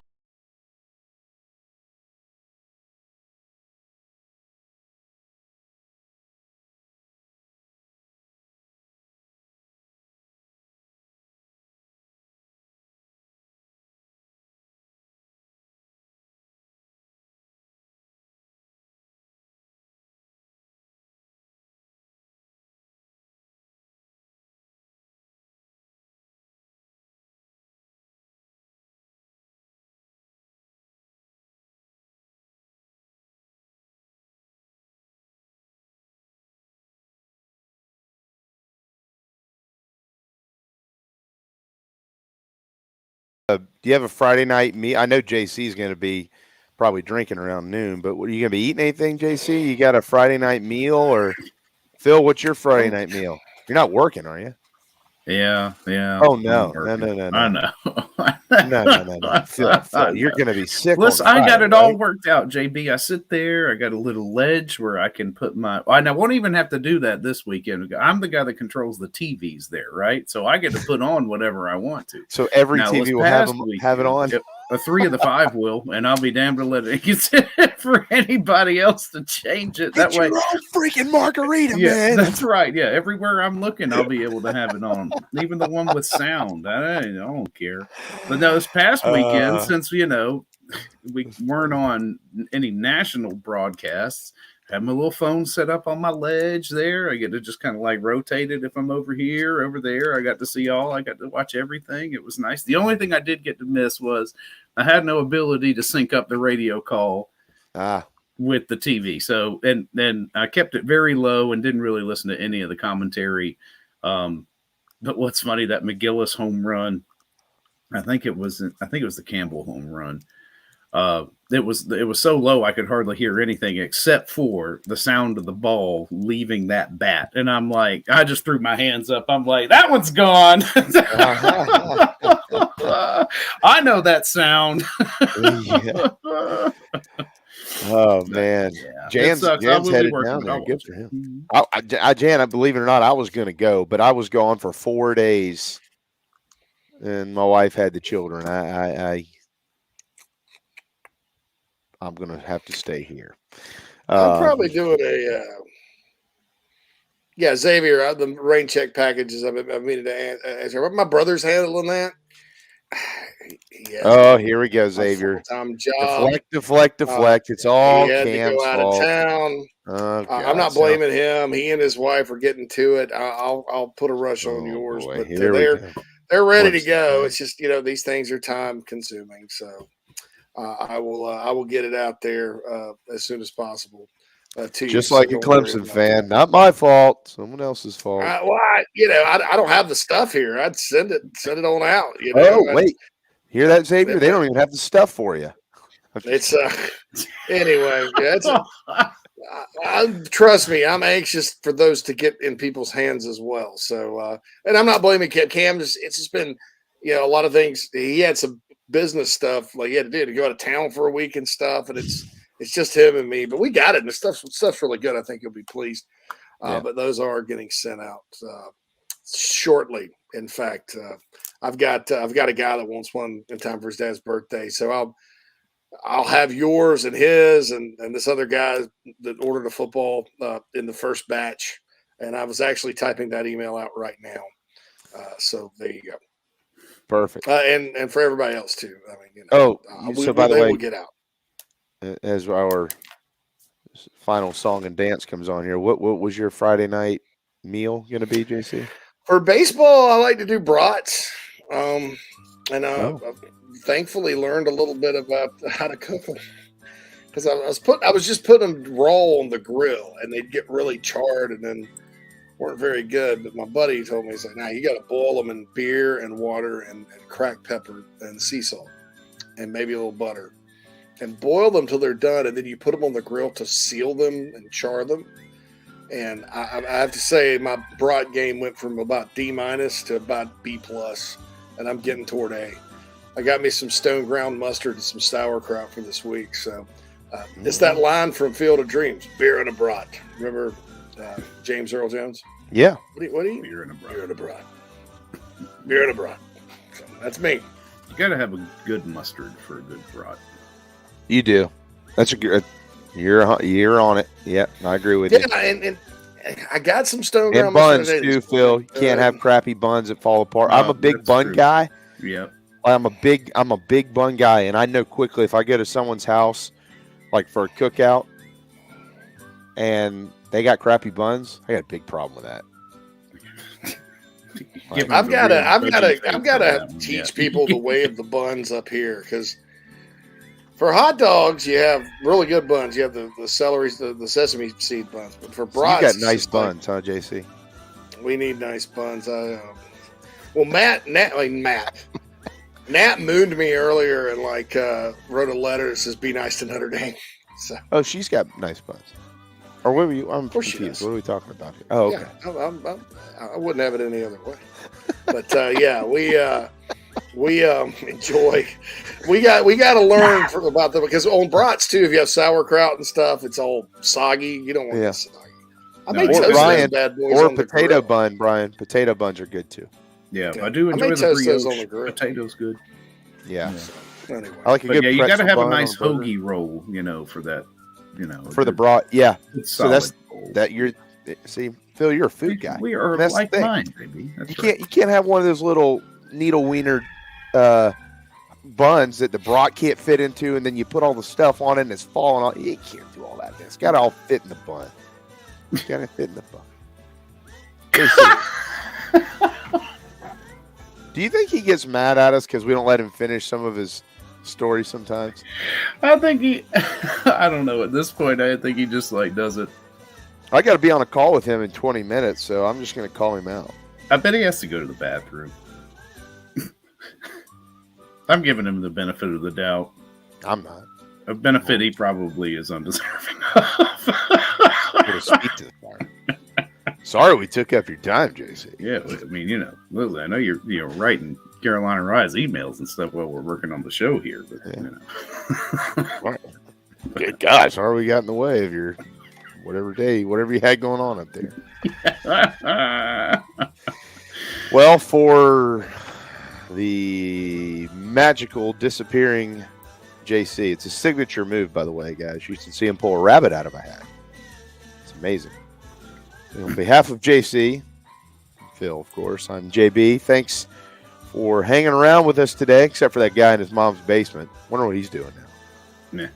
I put him in timeout for 5 minutes just as if, because I figured that'd be what he was actually accustomed to. Yeah. Some people just can't get out of their own way, man. We can't wait to see you tomorrow. Continued coverage throughout the week as we get ready for the Supers in Gainesville. Stuart Lake and Derek Scott from Gainesville will join us on Friday, as a matter of fact. Look forward to it. Hope you have a wonderful, wonderful, wonderful Wednesday afternoon. Get your Friday meal prep ready. See you tomorrow on Inside the Gamecocks, the show built by the Barn Dough Co.